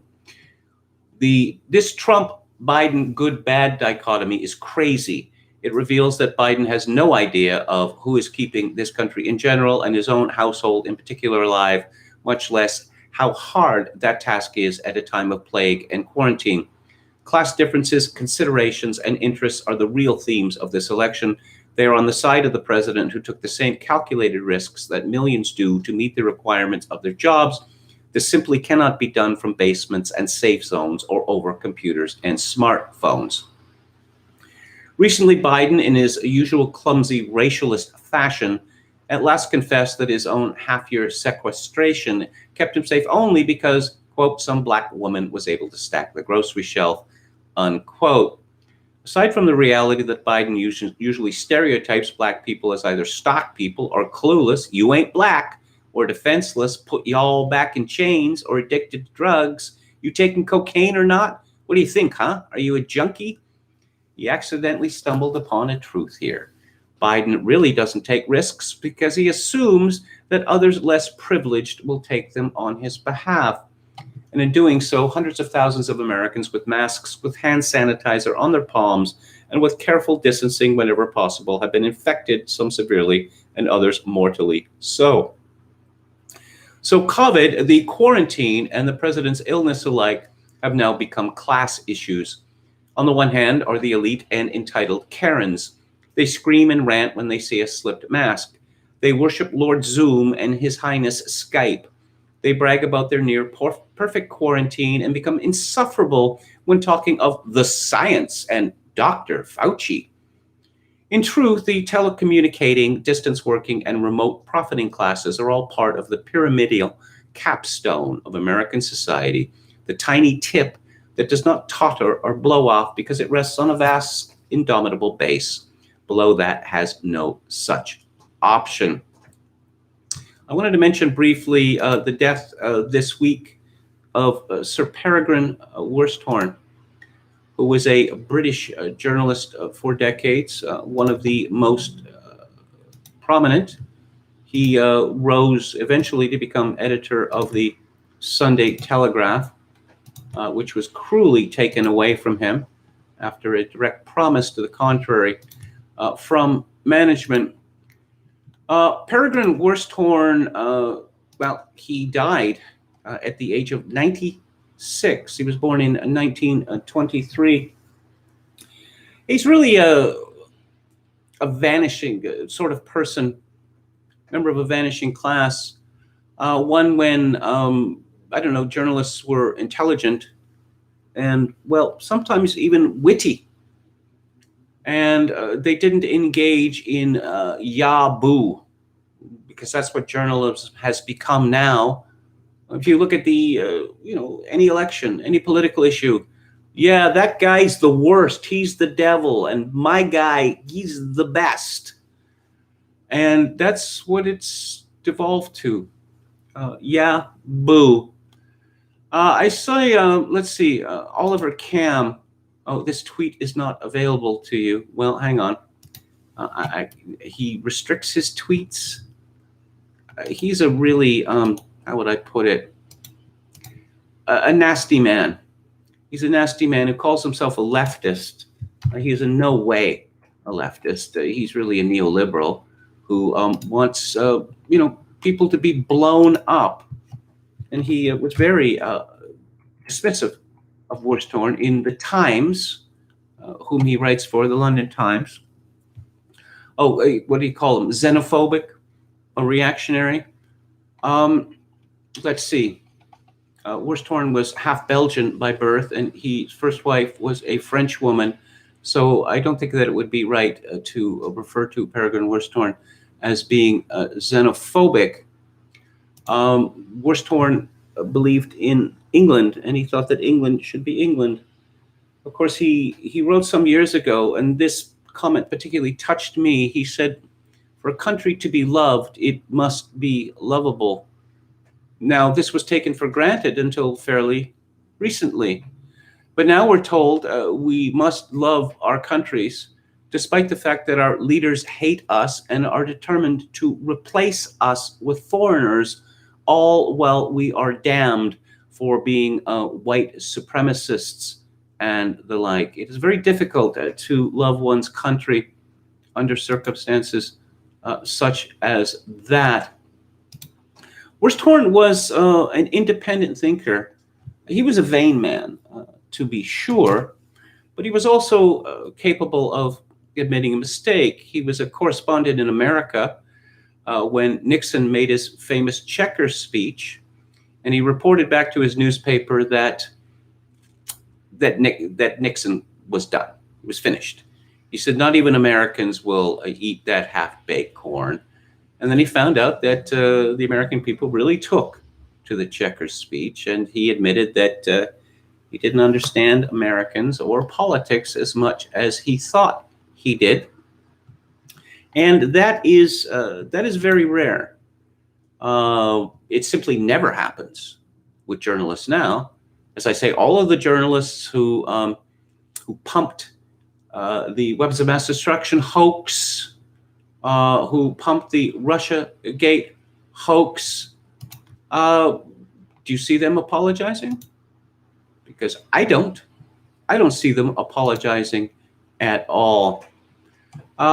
Here's a funny story about Oberon Waugh and Peregrine Worsthorne, actually the Waugh family, that Worsthorne, as I say, he was half Belgian, and he had an odd name that his father was called. He was a general, a banker, Alexander Lexi Coq de Gorinde. And when Worsthorne was still young, and Evelyn Waugh was, rather old, Worsthorne made an appointment to see him, I guess, for an interview, and it didn't come off. They had arranged to meet at Worsthorne's club, or one of his clubs, and Worsthorne said, in effect, "Where were you?" And Waugh said, in effect, "Well, where were you? I called in to your club and asked for you by name." Pause. Coq de Gorinde. Worsthorne was rather sensitive about that. His mother and father divorced, and his mother's second husband was Montague Norman, who later became the governor of the Bank of England. But there's a funny story about Worsthorne, and another one about the Waugh family, that Oberon Waugh was associated with the Telegraph for many years, and for several of those years, Worsthorne was his editor. But Worsthorne always believed or suspected that Oberon Waugh was taking the mickey, because Waugh would write in Private Eye that it was simply damned Margaret Thatcher's government that she had not knighted Peregrine Worsthorne. And Worsthorne never knew how to understand this. In fact, when he was finally granted a knighthood by Margaret Thatcher, he was suspicious until he got official notification, because he thought that this was another one of Waugh's pranks. Let's see. Waugh wrote in his autobiography, Perry is not, of course, a vain man, but I had the impression he rather resented the expression of opinions other than his own on the page which now belonged to him. His first action on becoming editor was to announce that he was moving my column off the leader page. I resigned. Perry probably would not have minded in the least to lose me, but other counsels prevailed. What in fact had happened was that his dear wife, Claudie, had told him that if he lost my column, she was going to cancel the Sunday Telegraph. But what I admired most about Peregrine Worsthorne, in addition to how good a writer he was, again, was because he had an inquisitive mind. And he simply was not one for choosing sides in the way that, journalism now, it's all binary divisions. Yankees versus Red Sox, Coke versus Pepsi, dogs versus cats, etc., etc. I'm going to be talking next about another newspaper columnist in the book club, and the newspaper columnist was Don Marquis. I'm not mispronouncing his name. I'm using the same pronunciation that he did. Having a newspaper column, I don't know, 100 years ago, or even more recently than that, within a couple of generations, newspaper columnists were expected to be entertaining in a way that columnists are not.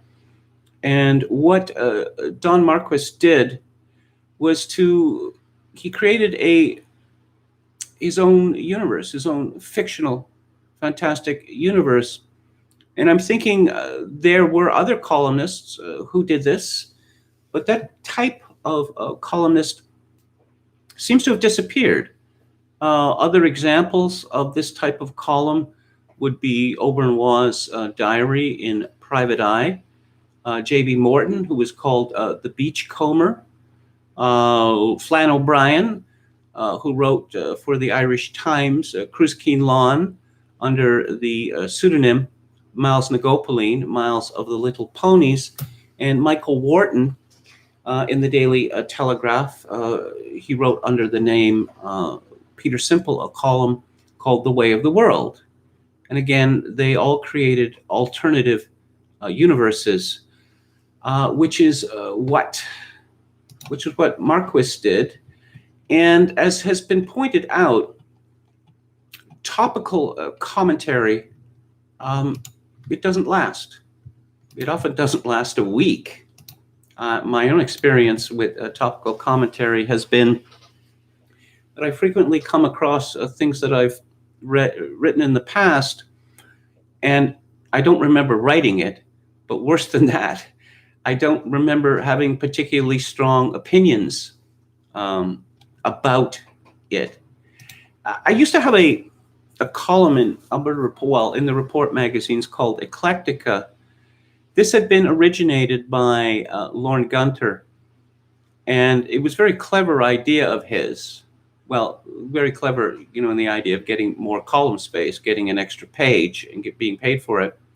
What he did was he simply went through a bunch of magazines and newspapers, mostly right-wing stuff, and excerpted them and just, put them in a row down 3 columns, and there'd be some editorial cartoon, which actually was always stolen, by the way. I protested against this, but to no avail. So when he left the magazine to go on to bigger and better things, he suggested that I take over the column, and I saw an opportunity because it was unsigned. And later it was suggested to me that I could put compiled by Kevin Michael Grace at the bottom. Thank you, Paul Bunner. And then, I don't know, sometime after this, 6 months or whatever, I secretly removed the compiled by. So it just had my byline. And I waited in great trepidation for someone to notice and say, "How dare you? You're sacked," or whatever. But nobody noticed, or if they noticed, they didn't care. And what I had done with the column was I attempted to introduce some art into it. There were the same selections, but there was anywhere from 4 to 6 stories that I was excerpting. But I created a theme for each week's column, and each item, it would flow into the next one. And they were peppered with jokes and always led to a final joke. And I have to say, it was one of the saddest days of my life when this column was taken away from me after several years. Actually, it was just killed, But Don Marquis was born in 1878, and he died in 1937. He was a hack. And I don't think that he would have been ashamed of being called a hack, because people in the newspaper business in those days, they knew their place. They were not oracles. They did not mingle with the mighty. They were their own class, extinct wretches, and they were proud of their class. Now, Marquis is best known as a humorist, and he's best known for Archie and Mehitabel. But he wrote all sorts of other things. He wrote novels, he wrote plays, one of which was exceedingly successful, and the other which was such a failure that it pretty much broke him financially. He wrote short stories, he wrote serious poems and satires, but as I say, best known as a humorist. And what a terrible job that must be, to be a daily, a humorist. I'm reminded of a Canadian humorist. He was once quite famous in my country. His name was Eric Nichol, and he wrote for the Vancouver province. Selections from his writing were put together, sold as books, and he wrote original books. He won the Stephen Laycock Prize for best humorous writing in Canada more than once. But I saw his column in the Vancouver province from about the time that I was 6 years old, and they were always updating the headshot. And I noticed that over the years, this headshot got sadder and sadder, and eventually seemed to assume an aspect of terror.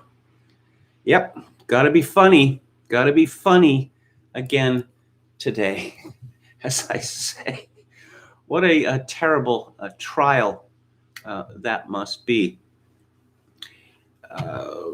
Marquis wrote for the Evening Sun in New York. He wasn't a native New Yorker, but he moved to New York, and he took to it. Well, he lived out on Long Island, as so many do. And then he moved to the New York Herald Tribune. His original column, where Archie and Mehitabel was introduced, was called The Sundial, and later The Tower or The Lantern. And I will go to, I'm talking about two books here, The Best of Archie and Mehitabel, and a more recent compilation, which is called The Annotated Archie and Mehitabel. But let's go to the origins here. The circumstances of Archie's first appearance are narrated in the following extract from the Sundial column of the New York Sun. Dobbs Ferry possesses a rat which slips out of his lair at night and runs a typewriting machine in the garage. Unfortunately, he's always been interrupted by the watchman before he could produce a complete story. It was at first thought that the power which made the typewriter run was a ghost instead of a rat. It seems likely to us that it was both a ghost and a rat. Madame Blavatsky's ego went into a white horse after she passed over, and someone's personality has undoubtedly gone into this rat. It is an era of belief in communications from the spirit land. And since this matter has been reported in the public prints and seriously received, we are no longer afraid of being ridiculed. And we do not mind making a statement of something that happened to our own typewriter only a couple of weeks ago. We came into our room earlier than usual in the morning, and we discovered a gigantic cockroach jumping about upon the keys. He did not see us, and we watched him. He would climb painfully upon the framework of the machine and cast himself with all his force upon a key, head downward, and his weight and the impact of the blow were just sufficient to operate the machine one slow letter after another. He could not work the capital letters, and he had great difficulty operating the mechanism that shifts the paper so that a fresh line may be started. We never saw a cockroach work so hard or perspire so freely in all our lives before. After about an hour of this frightfully difficult literary labor, he fell to the floor exhausted, and we saw him creep feebly into a nest of the poems which are always there in profusion. Congratulating ourselves that we had left a sheet of paper in the machine the night before, so that all this work had not been in vain, we made an examination, and this is what we found. Expression is the need of my soul. I was once a vers libre bard, but I died, and my soul went into the body of a cockroach. It has given me a new outlook upon life. I see things from the underside now. Thank you for the apple peelings in the waste paper basket, but your paste is getting so stale I can't eat it. There is a cat here called Mehitabel. I wish you would have removed. She nearly ate me the other night. Why don't she catch rats? That's what she is supposed to be for. There is a rat here she should get without delay. Most of these rats here are just rats, but this rat is like me. He has a human soul in him. He used to be a poet himself. Night after night, I have written poetry for you on your typewriter, and this big brute of a rat who used to be a poet comes out of his hole when it is done and reads it and sniffs at it. He is jealous of my poetry. He used to make fun of it when we were both human. He was a punk poet himself, and after he has read it, he sneers and then he eats it. I wish you would have Mehitabel kill that rat, or get a cat that was onto her job, and I will write you a series of poems showing how things look to a cockroach. That rat's name is Freddy. The next time Freddy dies, I hope he won't be a rat, but something smaller. I hope I will be a rat in the next transmigration, and Freddy a cockroach, and I will teach him to sneer at my poetry then. Don't you ever eat any sandwiches in your office? I haven't had a crumb of bread for I don't know how long, or a piece of ham, or anything but apple parings, or paste. Please leave a piece of paper in your machine every night. You can call me Archie. So Archie is a highbrow, a vers libre or free verse poet. And this was a genre which Marquis had satirized extensively. He's very fond of puncturing pretensions of the artistic community, particularly that of Greenwich Village.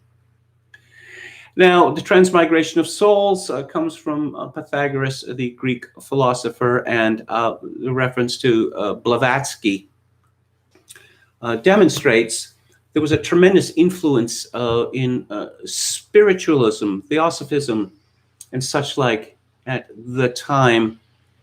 And the transmigration of souls, yes, I suppose one lives eternally, which supposedly is a comfort for some people, but I can't imagine coming back as a rat or a cockroach would be very comforting, particularly if one still had the original consciousness.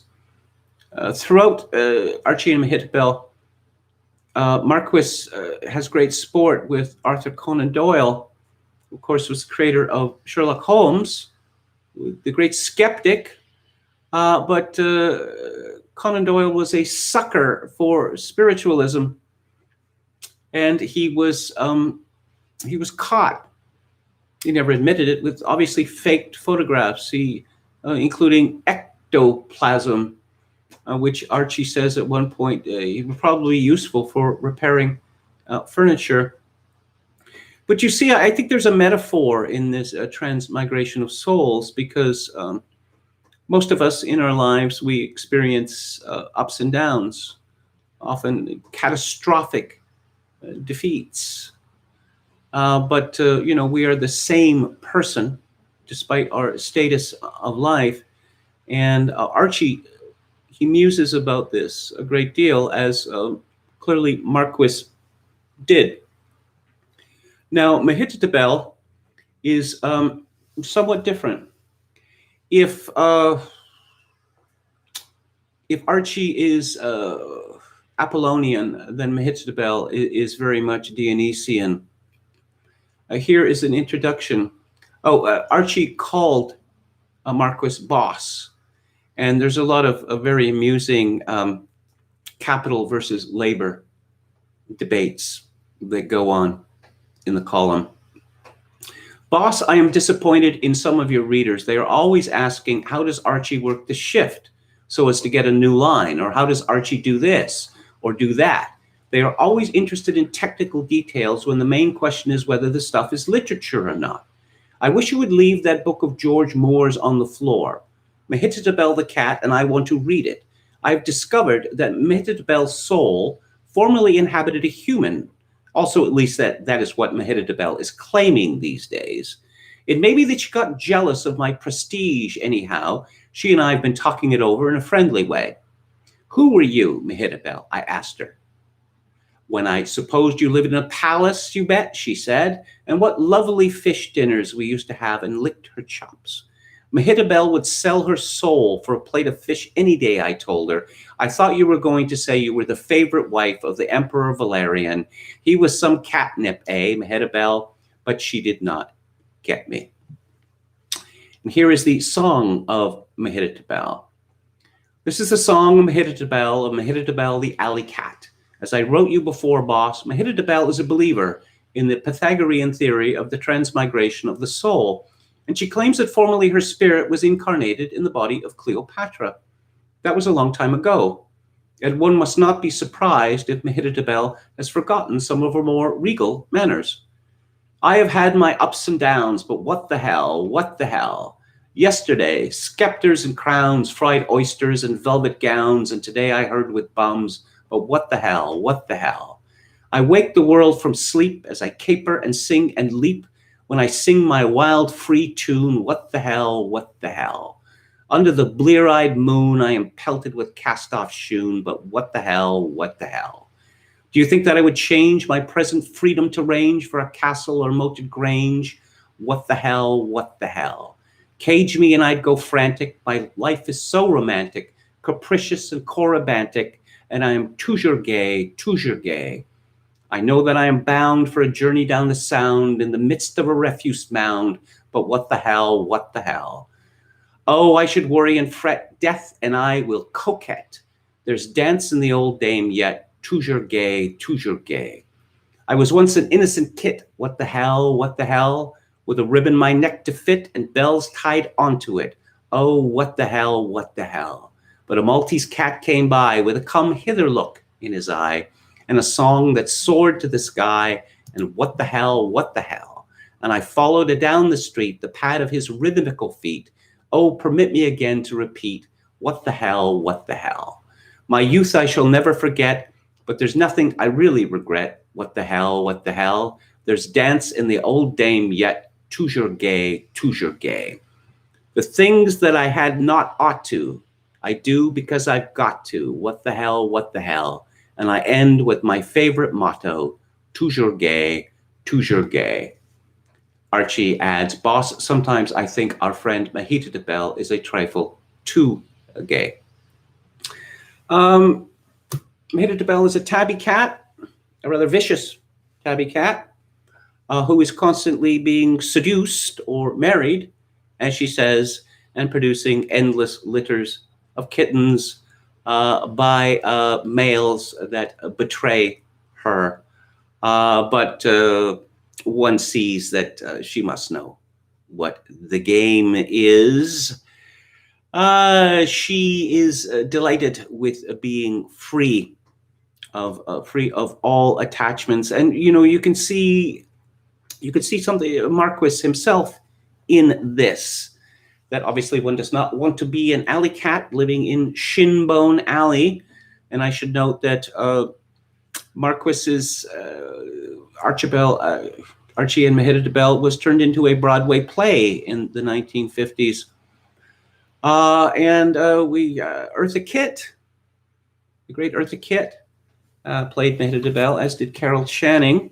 Eddie Bracken played Archie. They made a very serious error, though, perhaps in imitation of Crazy Cat, which was George Harriman's great comic strip. And Harriman, of course, was the illustrator for Archie and Mehitabel. But they, in this musical, they made Archie be in love with Mehitabel. And of course, he was not. He was fascinated and frightened by Mehitabel because Mehitabel was constantly trying to eat him. Archie is very conscious of his past and of his decline. Where does he stand? He's constantly comparing himself to other insects. And this is it's rather dark, frequently, that Archie attempts suicide more than once. But he discovers that because of his nature, his physical nature, and his size, it is very difficult or almost impossible to commit suicide, and this makes him perhaps even sadder than he has been. Uh, Ephemeral. Life is ephemeral. The life of a man is less ephemeral than some. Of course, the life of a writer is ephemeral. Most writers are forgotten after they die, and clearly, Marquis was very much interested in this idea of the ephemeral. Here is the lesson of the moth. Now, this is by Archie. I was talking to a moth the other evening. He was trying to break into an electric light bulb and fry himself on the wires. Why do you fellows pull this stunt? I asked him. Because it's the conventional thing for moths. Or why, if that had been an uncovered candle instead of an electric light bulb, you would now be a slightly small, unsightly cinder. Have you no sense? Plenty of it, he answered. But at times we get tired of using it. We get bored with the routine and crave beauty and excitement. Fire is beautiful, and we know that if we get too close, it will kill us. But what does that matter? It is better to be happy for a moment and be burned up with beauty than to live a long time and be bored all the while. So we wad all our life up into one little roll, and then we shoot the roll. That is what life is for. It is better to be part of beauty for one instant and then cease to exist than to exist forever and never be a part of beauty. Our attitude toward life is come easy, go easy. We are like human beings used to be before they became too civilized to enjoy themselves. And before I could argue him out of his philosophy, he went and immolated himself on a patent cigar lighter. I do not agree with him. Myself, I would rather have half the happiness and twice the longevity. But at the same time, I wish there was something I wanted as badly as he wanted to fry himself. There's much talk of literature in Archie and Mehitable. Again, when this column started in 1916, there were very few Americans who went to university. Can you imagine a column like this being printed in any American newspaper today? Oh, far too highbrow. All of these illusions. I'm afraid our readers won't understand this. Well, of course, the papers that Marquis wrote for were mass circulation papers.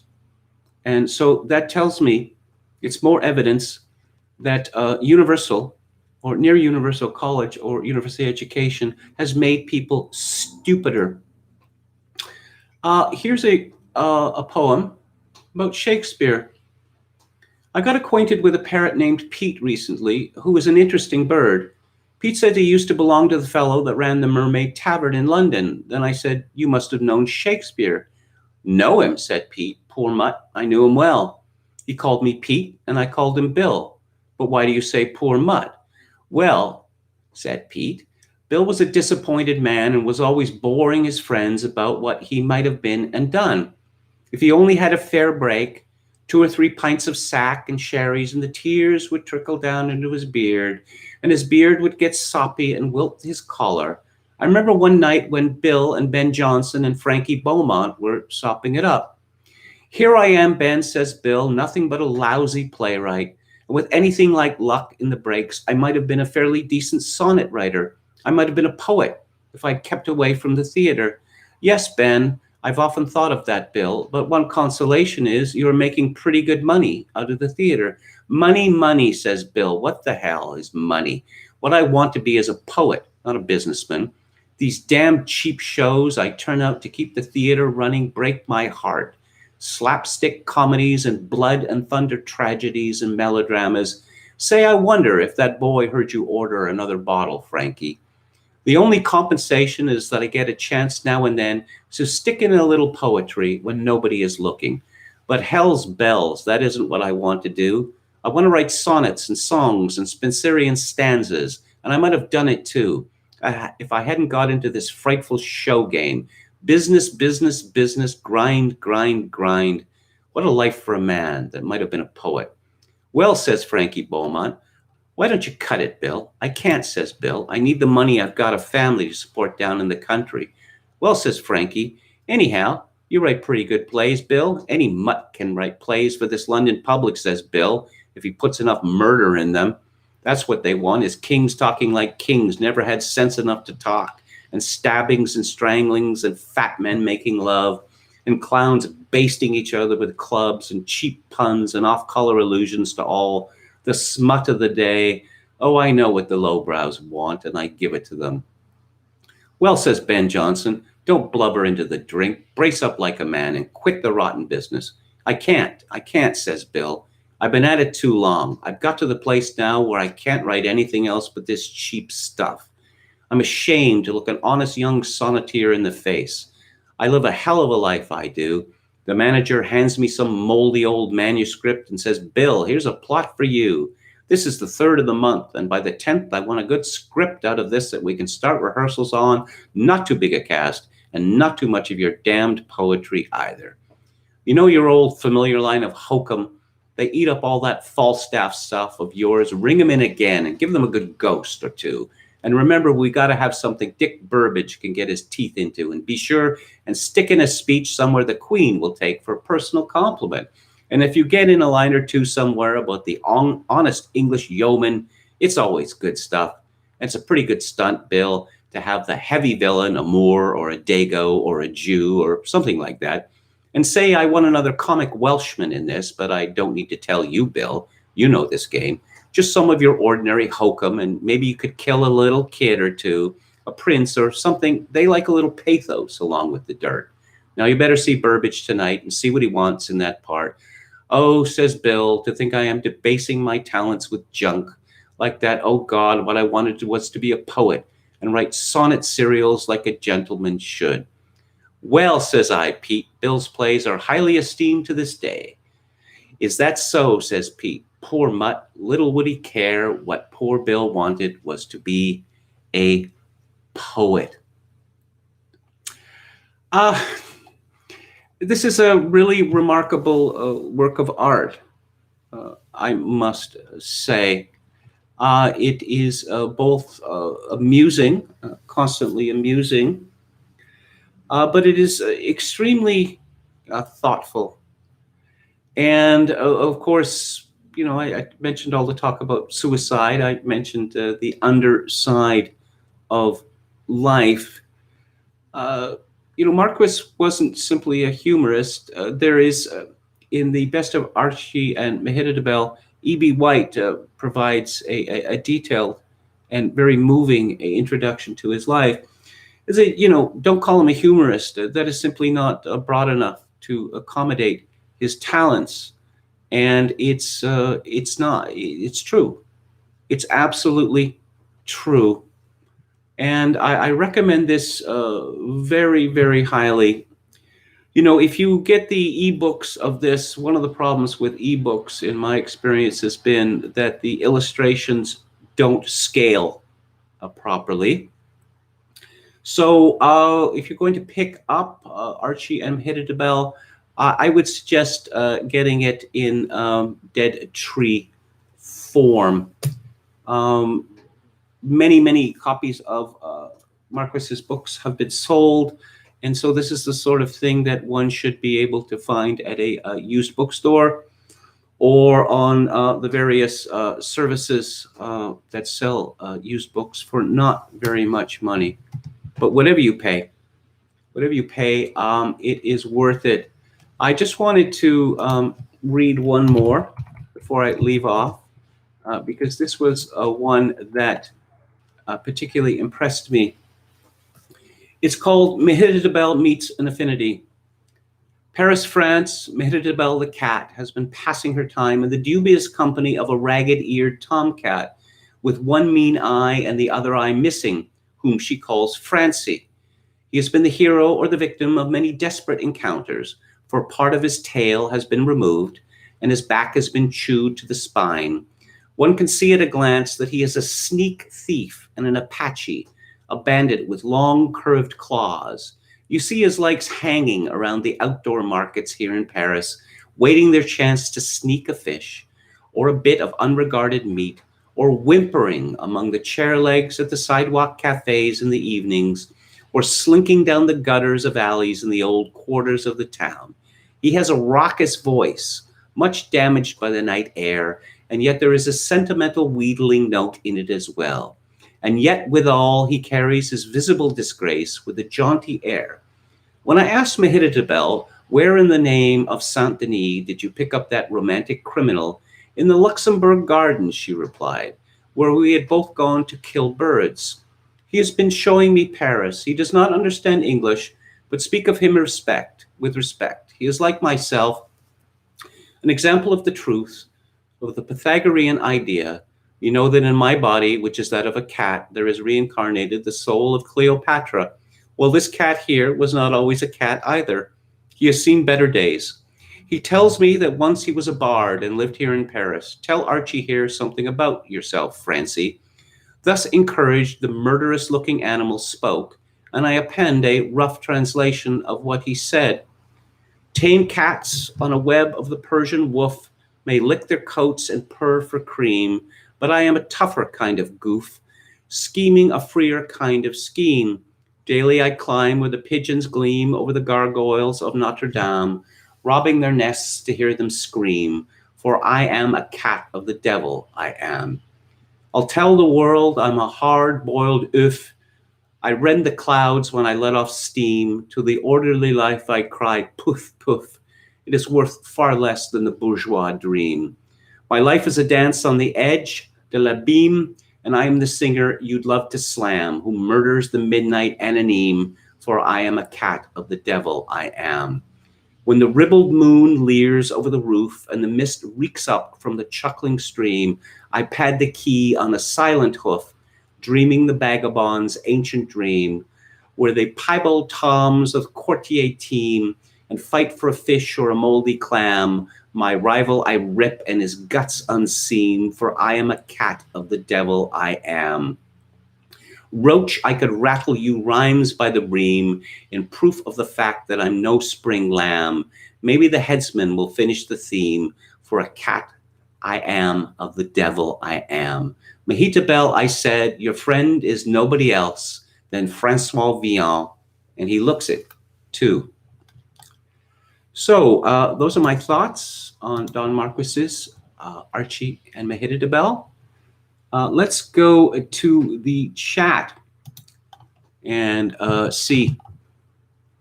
Okay, well, YT says 100% of people in Manhattan wear a mask. Every single one. It's absolutely bizarre. These same people cross the road without looking left, right.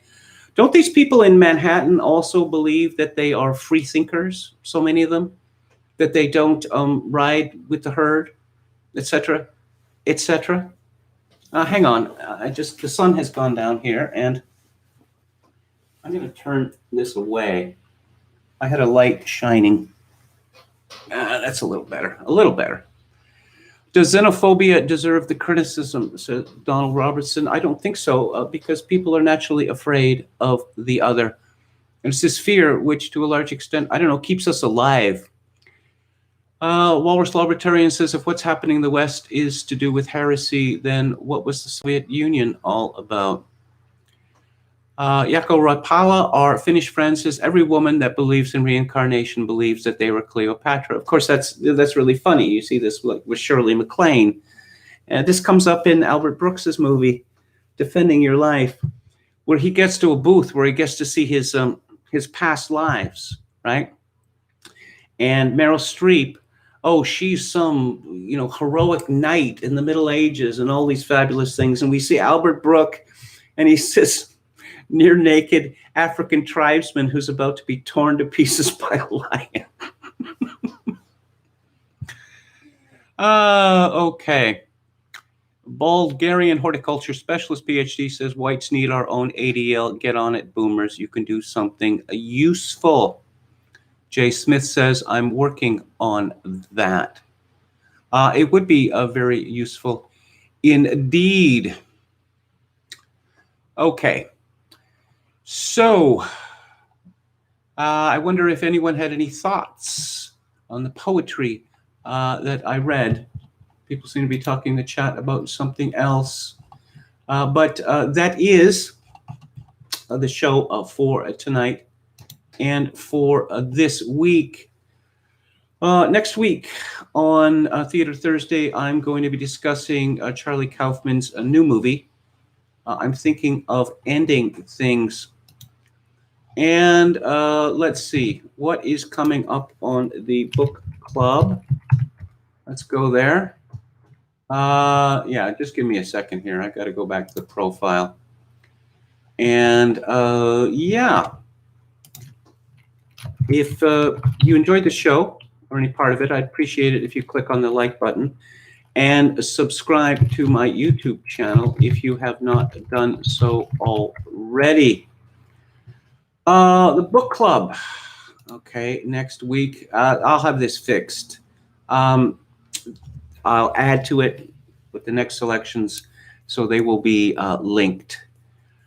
It is Democracy, the God That Failed by Hans Hermann Hoppe. That is the book that I will be discussing next week. Hang on. If you, oh, I see. Oh, yes, I can see that. The reflections. Yes, how about that? If you would like to contribute, make a donation to this live stream, which would be very much appreciated in this time of great uncertainty for me. My PayPal address is kevin_grace@hotmail.com. Once again, kevin_grace@hotmail.com. If you're Canadian, you can send me money directly via Interac at kevingrace@shaw.ca. Visionary Companion says, love the poetry. Yes, well, I appreciate that. Poetry, of course, is a dead art.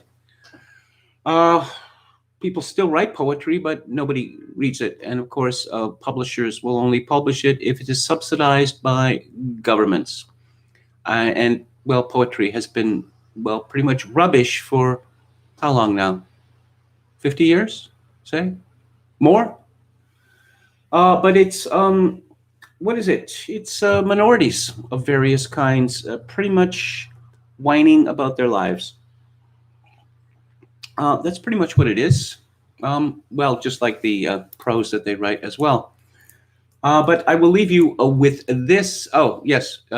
My new motto, which I have appropriated from Mehitabel, is jamais triste, toujours gai. And I think those are words to live by. But to you, my dear viewers and listeners, I do dearly hope in these times of social atomization and civilizational collapse that you manage to forge a genuine human connection in order to ease the burden. Good night and good week.